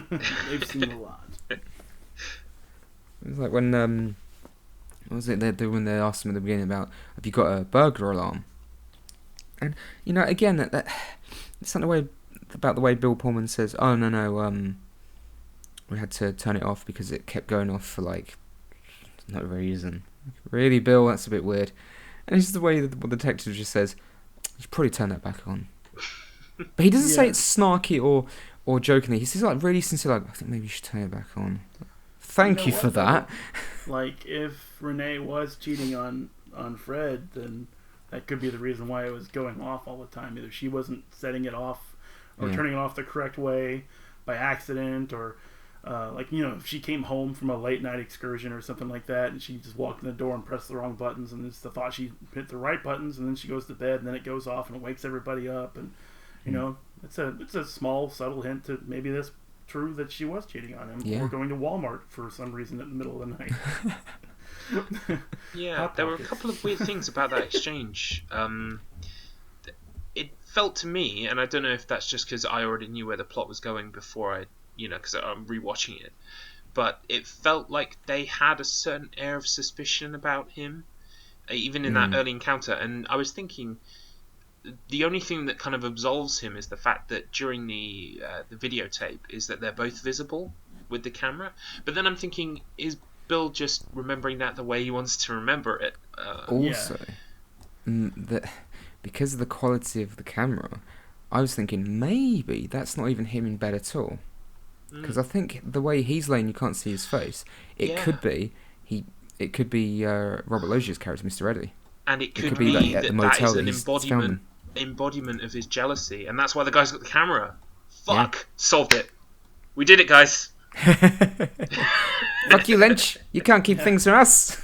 It's like 21 years Figured later, you out. we figured it out. The camera is his jealousy, and it's his jealousy of his wife in his bed with someone else. Oh my god. That's cool. Yeah. Nice. I mean, it's not cool, but yeah. No, it sucks, but it sucks for Bill, I guess, but yeah. But yeah, I No, guess that- Pullman's that so awesome, I can't call solidify- him Fred. Okay, yeah, that makes sense Mr.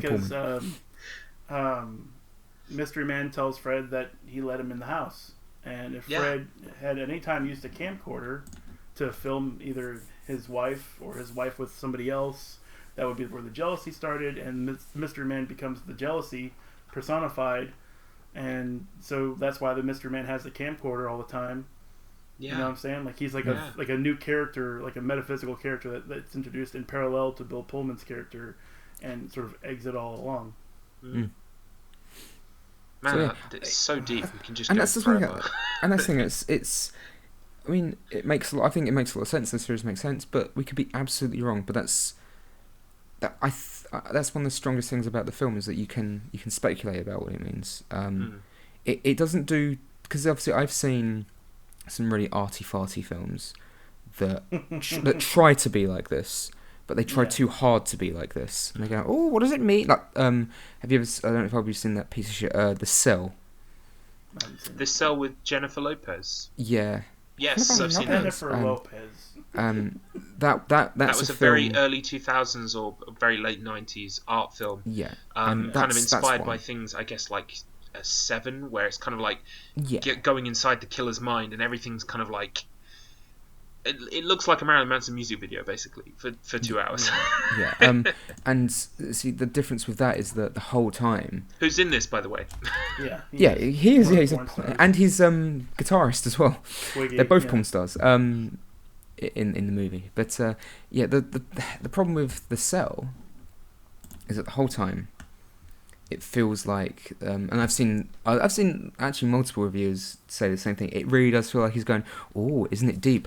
I wonder what it means. Do you want to know what it means? Oh, I bet you want to know what it means." Whereas very pretentious. It's trying too hard to be arty and this embodies this and this embodies that. Or whereas Lynch, it always feels like you feel smarter for speculating about it because it doesn't feel like it's beating you over the head, going, "Isn't this artistic? I bet you wonder what it fucking means. That fucking painting over there represents his guilt as a child." You know, there's nothing like that. Nice.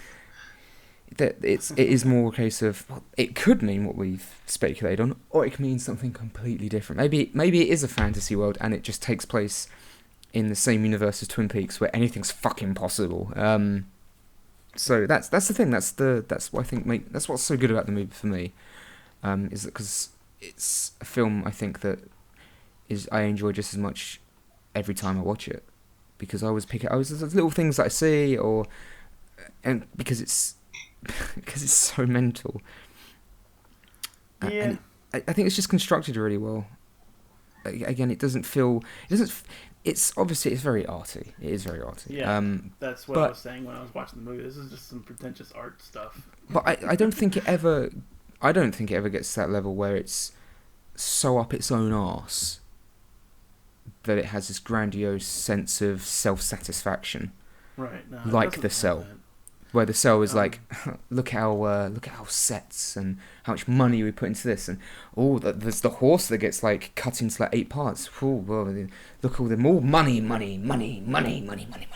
memory of it is that she's going inside a killer's mind, right, Chris? Yes. So, but the killer's mind looks like how the killer wants it to look like. So he imagines himself as like this. I remember him being like a big kind of like weird, creepy guy with like lipstick on and stuff. Yeah, and he's got like the opera and gloves, like, and it's like this corner over here represents his childhood and all the shit that went wrong. This corner over here represents it's like, and it's so on the nose. So on the nose. It's believe me, you prefer to have fewer answers and work it out yourself than feel like Matt was motioning with the. We're just going to hit you over and over and over again. Yeah, and it is doing that because it. And my next choice is the cell. The cell. the worst point I think about the cell is that because it breaks all those things into little sections. There's no room for really making it very. Like it could have been a really cool, surreal, psychological movie. It's a cool idea. It's a really cool idea, and it's just a really bad execution. It doesn't help that Vince Vaughn spends the entire movie like this. Matt has a vacant glazed expression. He blinked once. And his mouth is never closed. It's always open. Just this is what intensity looks like. He's learning. It was an old movie. He's learning. Vince is learning. Vince learned a new acting technique. You can only learn 4. Yeah. Which move do you want him to forget? Charisma. Done. Which move do you want him to forget? I hated that.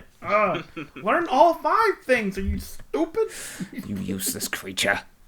No wonder we breed you for combat. And food. Yeah, I bet you get a lot of meat off of Charizard. Oh yeah. It cooks itself. The Tauros is literally steak on legs. And Miltank, itself. I mean, come on, yeah. I wonder, like, with a fire-based Pokemon, would you even be able to cook it? It's like, I put it in the oven for 5 hours, and that fucking piece of shit will not cook. It'll just come out level 80 and kick your ass. It's like a leg just jumps out and twats you around the face. Yeah. So Nice. I wanted to say this real quick though, because the differences between your parallels on the Cell, which I have not seen, but and the Lost Highway, which I have seen, sort of regrettably, because I prefer. No, hold on. David Lynch used confusion.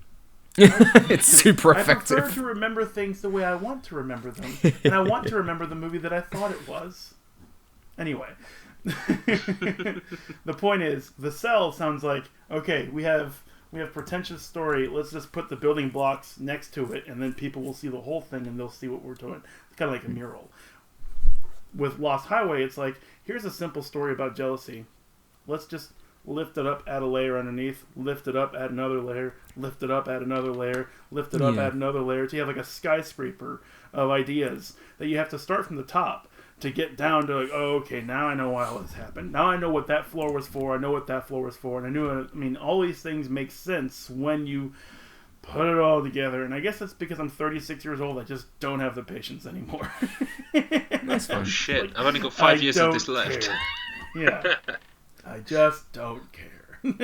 Well, as someone who, in the week since I watched Castle Rock Season 1, Episode 9, I've read, like, 400 pages worth of dissertations on Reddit of people saying this is what's happening, no, this is what's happening.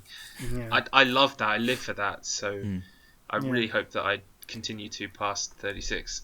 This is the thing about Lynch as well that I love, is that all of those theories, I don't think he would ever say any of them are wrong. Then you go, yeah, that's what you think it is. Yeah, he's gone on record about season 3 of Twin Peaks. There are a couple of things that they've officially ruled out. Like, people were playing 2 episodes at the same time over each other to see if like things matched up, and they said that was one of the few things where they've gone, no, we didn't do that. Oh. But apart from that, they're really hands off. Yeah, because he even said it's a long, like 18-hour movie. I made it as a movie. That would make no sense if you had to watch 2 episodes side by side to get stuff. Yeah. Even he wouldn't do that. He'd be like, fuck you, man. Watch my shit. Don't sit there going, oh no, in that scene he's holding a cup, and in that scene he's holding a beaker. I I do remember, like, I used to work at a Hollywood Video several years ago, and, well, actually not several, more like a decade and a half ago now. And the guy who was the manager there was a huge David Lynch fan. It was where I saw the movie Mulholland Drive because it was new. That's how long ago it was. And I didn't understand it, but I didn't hate it. You know, I was like, I don't get it. But titties. Anyway, there was he was talking about David Lynch and how one of the things that David Lynch has been quoted as saying, which is irresponsible of me to say because I haven't pulled up the quote myself, but he said something along the lines of, I guess I'll paraphrase, that if you get my movies, then you're the only one. You know, like he himself doesn't quite get his own movies, like in the long run. And I'm just I love like, that. yeah, I mean, it He's seems so honest. to be true though, because you have all these fan theories about the movie that they watch, Lost Highway, and they can all be true. Like my fan theory, and I'm famous for this on the podcast, is that nothing happened. That's it. 2 words. Nothing happened. This guy had either one long dream. No, that's it. Nothing happened. He It was collapsed just on an extension of stage the dream. from saxophone's asphyxiation. Yeah, he just Stop blew playing himself Bill. out. Literally. Into the He ambulance. falls over. That's what it is. That's what the strip is. That's what the highway is. Using the ambulance to like, oh my god, Yeah. get this guy to a hospital. He was a It's maniac another on the saxophone-related injury. set. Like, you notice the rest of the band stopped playing and he just kept going. He did, Like, yeah. Fred! So that's what happened. The band is like, yo, Fred is like really, really into that sax. I think he might pass out. And then he Passes did. out, and that's the whole movie. End of the story. And that's And what that's valid. That's also and another that's- take. That's what it is at the end. It's not him being electrocuted in an electric chair. It's them resuscitating him Yeah, with the see? paddles. That's the defibrillator kind of shit going on. That's the word. Because like you know, the beginning of the movie is Dick Laurent is dead. We don't know who Dick Laurent is. Not really, because there's somebody next to Dick Laurent. So if you have, like, you know, it's kind of hard to tell who is who. Though we assume that it's the mob leader. And then, like, he tells himself that, which makes him the mystery man, because the mystery man can be in 2 places at once. So, you know what I mean? And it's like, none of that makes sense. Like, those 2 factors, if you ignore everything else, which you can, because the beginning and the end of the movie don't make sense, so nothing happened. That's like my spiral of depth, and it's just flat. Just like nothing here. This is Chris's flat plot theory. That plot thing. God damn it! Now you made it sound terrible. I'm not a flat earther. They're stupid people. They are stupid people. Really, I know what you mean though, and I think sometimes things can have too many layers for layers' sake. I mean, there are films that I've not even watched because based on their reputation as obscure and nonsensical almost, I haven't bothered. Like there's one called Primer, I think. I don't know if either of you have seen Primer. No. Heard of it. It's a film I've heard of that apparently is so obscure and what does it mean and all that kind of thing. And I've never dipped my toes in because I've heard it's kind of like that. So it's a time travel one. Maybe. Who knows? But yeah, I think there is a getting off point for me as well in terms of obscure kind of like wafty, non-committal kind of plot stuff. But Lost Highway for me isn't that. No, that's not my bar. Not me. So I mean, I'll admit also after we've talked about it, I have more respect for it, and it's not that bad of a movie. I think that's one of the strengths of I the film. had to Is do this before Yeah. it was good. that's the thing. I think it is. basically what it's you're a saying is our film that- podcast is essential to enjoying the movie, Chris. Yeah, So- it's a so it's a that- perfect companion. Okay, that's piece good. to I the can put movie. that on a poster. let's tweet this out to David Lynch and just say Yeah. this is essential viewing. You know, please promote it. That reminds me. So, critically, it was people either loved it or they hated it. Roger Ebert and Gene Siskel were like, "It's terrible," because we don't like it because They're old. They're past 36 years old, so that's Yeah, what it is. so, They were just too they- old to care. they gave it 2 thumbs down, and so Lynch, They Lynch. in a quite funny move, you know, very tongue in cheek. On the posters, it was he was like, "No, this has to go on the poster," and it was 2 thumbs down by Siskel and Ebert. Another reason to see this movie. Yeah. Like, that's fun. That's a good way to take the criticisms, not like Roland Emmerich. Yeah, especially He's like, since, I'm going to make you die in Godzilla. Oh, no, he doesn't make him die, does he? No, he doesn't. So there's, in the terrible Godzilla movie, there's Mayor Ebert and his associate Gene, who's like really snivelly, and they're both like cowardly bastards. And it's like them, because basically Gene Siskel and Roger Ebert never liked any of these fucking movies. Okay. And it's like, yeah, that's great, but then there's a really great famous clip from when they directed it, and they're like, and they're talking about their characters, and he goes, I can't believe that they didn't kill us. Because you've gone to the effort of like parodying us. Why didn't you just have Godzilla fucking step on us? Yeah. It's like you just basically made characters that are named after us. Yeah. And that's it. Like they're in scenes and they just never fucking come back again. It's like just they were like criticizing him. It's like, at least kill us. What movie was it? I think it's called Lady in the Water. Oh. Where they have that character who is a film critic, and he's like, and he's really horrible. At this point, if it's a family-friendly movie, if I turn and run away, then I'll survive. And he turns and runs away, and he gets killed. So it's like, yeah, they killed the critic in that movie. Yeah, it was weird because he was like the critic character, and that's fucking horrible as well. And there's a really funny review by Mark Kermode. I think he was reviewing The Happening, or it was one of his other terrible movies. And he said like he remembers that when that movie came out, he was confused. Him and a lot of his compatriots, like lots of his colleagues that were also film critics, were really confused by that character. He said because when he made Lady in the Water, he was like a critical and commercial darling. He was like, we were all saying his movies were really good. We liked his movies. So why has he now made a character that's basically like, you fucking critics, don't know what you're talking about?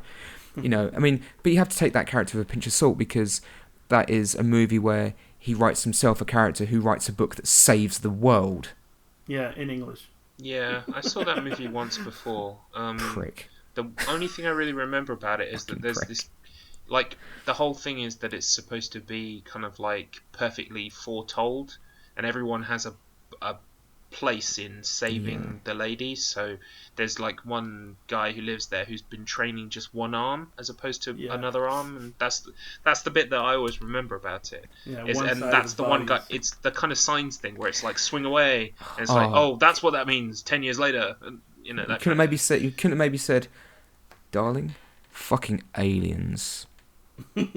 Or as other people have gone, they're not aliens, they're demons. Like, so Satan's demons don't like water.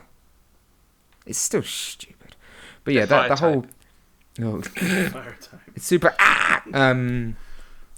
But that's the thing. Signs are stupid because there's moisture in the air. Yeah, they die immediately. Could you imagine them trying to? Are you stupid? The Earth Could you is flat, imagine? by the way. Could you imagine them? I might have said this before on the podcast, but could you imagine the aliens in Signs trying to invade Britain? Yeah. Or like a rainforest where it's humid as shit. We're like, what the fuck? Yeah. Stupid fucking movie. Oh, it's so scary. No, it's not. Fucking fuck off. And fuck off, Shyamalan, you pretentious fucking tosser. Yes, he did Signs and he did Lady in the Water, and both of them feature enemies that are weak to water. Is that true? I haven't seen Signs. I don't really know. It's going to come back in Shatter. Is it Shatter? You know, and it's going to be like the Lady in the Water is going to be one that saves the day, and it's all going to be a dream. He's revisiting that whole universe, isn't he? I saw The Visit, hey, I'm all for that. Which was by him. That was okay. I've heard good things about Split, and I like the idea that it's in the same universe as Unbreakable. That's cool. Do more stuff like that. Stop being a wanker. The reason I'd watch Split right now is that it's in the same universe as Unbreakable, which I also liked. Cool. I liked Unbreakable, and that's cool. Like, it's the fact that he's gone back. He's gone back to a genre that worked before. It's not a sequel. He's not done what a lot of filmmakers do, and they've gone back and just gone, oh, well, my career's going to shit. I'll make a sequel to that movie everyone likes. He's just made a movie that's in the same universe. That's cool. Be more creative. Stop being a wanker. Stop writing yourself into your movies as the saviour of mankind, you absolute tosser. He's like, okay, today be a wanker. Tomorrow be a wanker. Next day be a wanker. Don't be a wanker on Thursday. Be a wanker on Friday. You know what I mean? Save the world on Sunday. Yeah.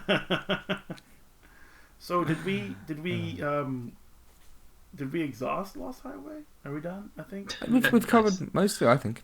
Yeah, I mean, it's an infinite discussion, so we have to draw a line somewhere. it's looping back on itself. So Yeah. yeah, we're done. I still love this movie. It's still one of my favourite Lynch films. I will say it's been at least 10 years since I last watched it, and still holds up fantastically well. So It does. I still think it looks very good because it's, again, like there's that one real like special effect in the movie in terms of the superimposing on the face, and even in like the rest of the effects are pretty good. the phone and the camcorder are the only things that really give it away. I think even Yeah. the house and the fact that the house is such a strange design, I was expecting to see like 90s house, and to me it didn't kind of give off too much 90s-ness. If that No, makes even their sense. Some of the VCR fashion was did. like put Yeah. wirelessly away in the corner, and the TV was like over here. Yeah, I noticed And- that. I was appreciating that. I was like, wow, they must have run the wires behind the cabinet, and it looks really neat. Yeah, Good and stuff, back Fred. then, that shit was It's part of his expensive. fantasy. Also, one thing though, that's the thing with the the video camera. There's no way that stuff would be even remotely as creepy if it was on like a HD cam, like HDV. Yeah, it goes back to the whole it's like, Videodrome oh, we've idea got- of static yeah. adding to the kind of Yeah. weirdness. Like if he was Okay. like, oh, I got an SD card. What could this be? He watches it on his computer. No, he'd get a manila envelope with an SD card and it not be able to find the SD card, throw the envelope away. No, it's just, he gets the envelope and it's just got like a hyperlink to YouTube. It's like, A QR code. oh, this is weird. I'm not Oh, typing boy. all this. Fuck it. Yeah, that'd be like the only way it would really work. Yeah. Is the VHS. That's the only way it would still be creepy, because like I've said it before, like a lot of like the trashy horror films, like the Italian stuff, a lot of them lose something when they make the picture too good. Sometimes that graininess and the grittiness really just adds an extra layer to it. Yeah. It's just like video games with pixels. You know, it's Yeah. 8-bit, 16-bit stuff. Some of it holds up better that way. Yeah, and when Like you have Super like Metroid looks amazing as it is, and if you were to HD that, it wouldn't look as good. no, It it's like just when wouldn't. you use like emulators and it's like, oh, would you like to turn smoothing on? No, I don't want it to look like they've smeared Vaseline all over it. Stupid. So, one of the points brought up way earlier is the comparisons it has to Silent Hill 2, and I just realized the videotape is definitely a comparison. Yeah, That's true. Yeah, it's actually, the jealousy on Holy the wife. shit. Yeah, exactly. Fuck, I hadn't thought of that. wow. Guys, the we just wife solved murder Silent Hill is 2 as another well. one. We're on a roll. It's a sequel. It's another of Fred's fantasies. Yeah. No, it's true. No, that's true. So- I also one thing, like I always thought this is when I was a kid as well. When I was younger. Well, I've been a kid still. I've been like 10. Yeah, 10, 12. I always thought Bill Pullman, before they'd made a Silent Hill movie, if they were going to do a straight up adaptation of Silent Hill 1, I always thought Bill Pullman would be fucking perfect for Harry Mason. Yeah, Yeah. I I can was see like, it. Bill Pullman would be fucking perfect. Yeah. But no, Harry Mason, no. Oh no, a man wouldn't do that for his daughter. No, only a mother would do that. That's Sean sexist on so many levels. It must be Yeah. Sean Bean. Yeah, or Sean Bean. Well, yeah, but Sean Bean wasn't Harry Mason until the second movie. Yeah, confusingly. Because he And changed then he, his like- name from Chris Da Silva to Harry Mason to hide from the cult. Why don't you just leave the country, you dork? Fucking hell. But yeah. The less said about those movies, the better. Like Christoph Gans is a dickhead. Well, I still Have like you the ever- first movie though? There's I just no side, but have hate you? that second movie? Oh I god, hate it. I still own it on Blu-ray, and if we talk about it on the podcast, I'll watch it again. I think Just there were like- some good things in there. There The were some whole good time. ideas, but lots of shit as well. Get mad. It's got Jon Snow, and it's got Oh yeah, who was Ned born Stark and raised in it. in Silent Hill? There's no food there. I'm gonna do my Fred Madison. I'm gonna do a Fred Madison. I'm gonna do a Fred Madison. I have to say, like, I don't know if either of you have ever actually watched the interview. There's an interview with Christoph Gans about the first movie, and he's talking about why they changed the main character, the gender of the main character. Why it's not Harry Mason, it's Rose Da Silva, Yeah, Rose. and his reason is offensive to male and female because he says, obviously, we were looking at the character and we realized that all of his qualities, that is a woman, the motherly qualities, like, and it's like, you're saying that you're saying that adopt both sides anyway. What the fuck? It's like, so you're saying that on one hand, you are saying that basically a father wouldn't fucking do that for his child. Fathers don't fucking care about their kids. They wouldn't do that. Secondly, you are also being incredibly sexist towards the female gender by saying that, because they love their children. Only women love their children. It's so fucking offensive to everyone. Because that's the one thing. That's what I love about the character of Harry Mason, is that it's not only that he literally goes through hell to save his daughter. It's his adopted daughter. Yeah. It's not even a blood relation. Oh, so it's like he's just a nice person. And you still, regardless of gender, it's just stupid. It's this whole mentality that man wouldn't do that. Well, it's like I was saying though. Like even a single parent has to adopt both sides of the family because they're a single parent. And with Harry Mason having had found that baby in a graveyard with his wife, and then his wife passes away, he has to adapt to be a single parent. So yeah, and even if it's like you say, like if my daughter got ran away into a fucking foggy town, I'm not gonna be like, well, that's one down. Peace out. See you later. I'm gonna kick back, get the newspaper out, and go, oh, she'll be fine. I gotta go to work. Oh, someone's filled in my crossword puzzle.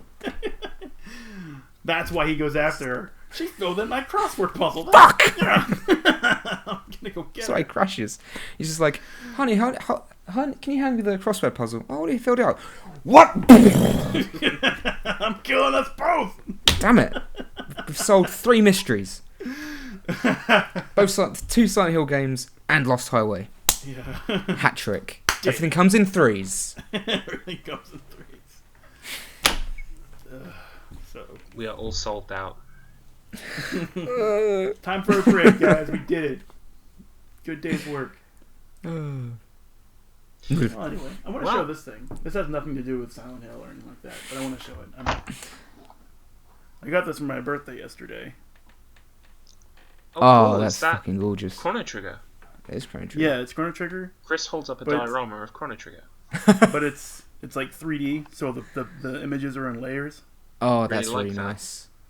That's I know lovely. you can't really see it with the light, but it's one of 3D viewers, please look away, or you'll get something in your eye. No, don't look away. Yeah. It serves you right. I was just staring at it for this entire podcast, like I want to show this to them. So, I did. Oh, it's nice. Well, I owe you both actually a recent happy birthdays. So. Oh, you. Yeah. I know, right? I was like, what's Matt doing? God. Sure. Yeah, you're late. Jeez. You're totally late. A good week.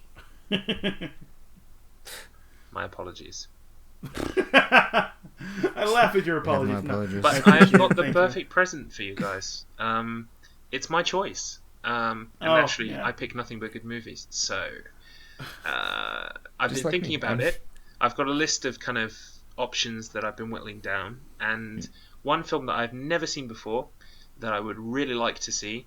I'm not sure about all of the sequels because they may be of different quality, but certainly the first, I'm going to pick Reanimator. Herbert West Reanimator, or is basically it's based on Lovecraft-ish. Yeah, sort of. It is as much as another of the maybe the same people From Beyond was based off of an H.P. Lovecraft story. The first 5 minutes of the movie are the entirety of the short story. Okay. So I don't know if Reanimator is the same. I don't know. I haven't seen Reanimator yet, actually. It's been on my list for a while as well. Okay. Actually, I need to watch it. So. Well, yeah. It's as far as I'm aware, it's based around a student at the Lovecraft University. Is it Miskatonic? I think Miskatonic University, or certainly in the town where that university is. Yeah. He's a medical student, and he starts experimenting with a serum that can bring the dead back to life. It's not to like. And it's Jeffrey Combs. It's Jeffrey Combs as well. Yes. Is that scaring the little girl? I can't remember if that's him or not. No, it's not. Oh, okay. Jeffrey Combs, one of my favourite roles, and my favourite roles is he's FBI agent Walter Dammers, I think his name is, in The Frighteners, Peter Jackson film. Oh yes, I remember The Frighteners. The man who has a problem with women yelling. Yes. When he's first introduced, the main female character starts shouting at him because she's so frustrated with everything that's going on. He becomes physically sick and runs to the bathroom and tells the sheriff that he has a problem with women yelling. I have a problem with women yelling. And then the sheriff goes to give him like he's trying to cheer him up, and he puts his arm around him and he goes, "Sheriff Freely, you are violating my territorial bubble." It's great. What's not to like? It's Jeffrey Combs. Oh, I didn't know that was him, but yeah. Oh, yeah. So brilliant. I'm going to be picking Reanimator, and we are going to watch that and come back and talk about it. Good. I gather it's not as open-ended and vague as Lost Highways, so... Hey, who knows? Well, Probably you never know. But you probably know, quite sometimes straightforward. it's better that we have things like this so we can have something to chew on. Yeah, You know? Like, because... There's been times we've had like short movies where it's just like, I don't want to talk about it. Well, we watched Lost Highway, and then immediately in my head I was thinking, oh, man, we could now talk about Mulholland Drive, but I wasn't going to pick two David Lynches in a row, because... You don't do David Lynch back to back. Some things you just don't do. You never do that. Yeah. Even David Lynch wouldn't do that. He'd be like, "Are you crazy?" Don't do that. It's too soon for me to convince my friends to watch another Lynch movie, so I'm definitely glad we're not doing that. You want to watch another one? It's great. It's fine. So yeah, that's what Okay, we'll be watching. Reanimator. Good. And until next time, do we have stuff to plug? I haven't finished what I thought I'd have finished by now because I've had lots of other things going on. I'm moving again next weekend, actually. So Oh wow! after this recording, I will Take be in beginning to pack. Matt's surroundings there, because it's the last time. Yeah, last time you see all this. I'll be in a fancy Grandeur. office next time, Yeah. possibly. Kinda like yes, me. yes, I will. Actually. Yeah, I'm gonna have a proper room. I'm gonna have an office room. Yeah, you Great. put styrofoam on the walls for better audio and all that kind of stuff. Yeah. You get a cat. Then I'll have my saxophone. It'd be great. Your saxophone. Yeah, Bill Pullman will come over. We'll play sax. It'd be great. It's like murdering that saxophone.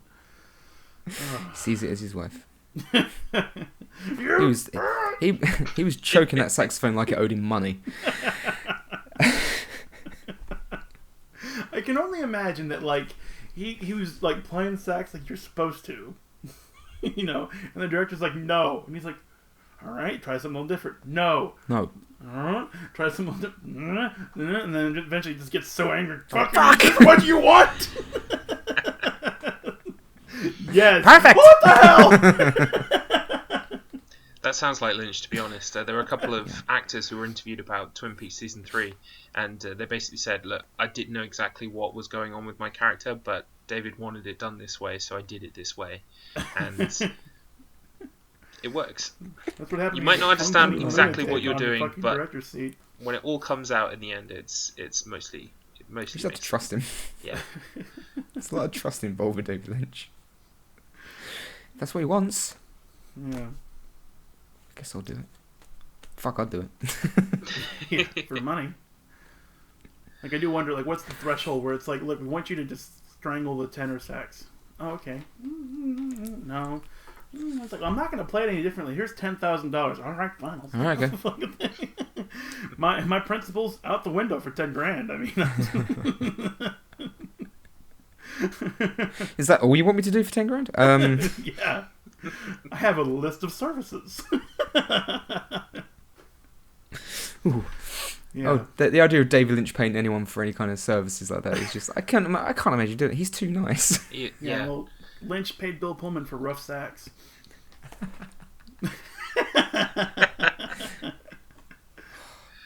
That's the title. That's a of whole the different podcast. movie. Rough sax. That's what was on the tape that Mr. Eddie tries to give to Yeah. Pete. It's like, do you want to see some hardcore sax? He's like, no, I'm not into porn. He goes, what are you talking about? Yeah. Bill Pullman's hardcore sax. That's great. Coming soon to a record store near you. Just him on the cover going, But, oh, but yeah. Sorry, I lampooned your entire thing with that. No, that's okay. Fuck it, we're done. Like we said, we solved mysteries of the universe today, Yeah. so we're all Yeah. good. We're all done now. We have things. There'll be links. You know what to do. Until next time. See you later. Peace. Peace.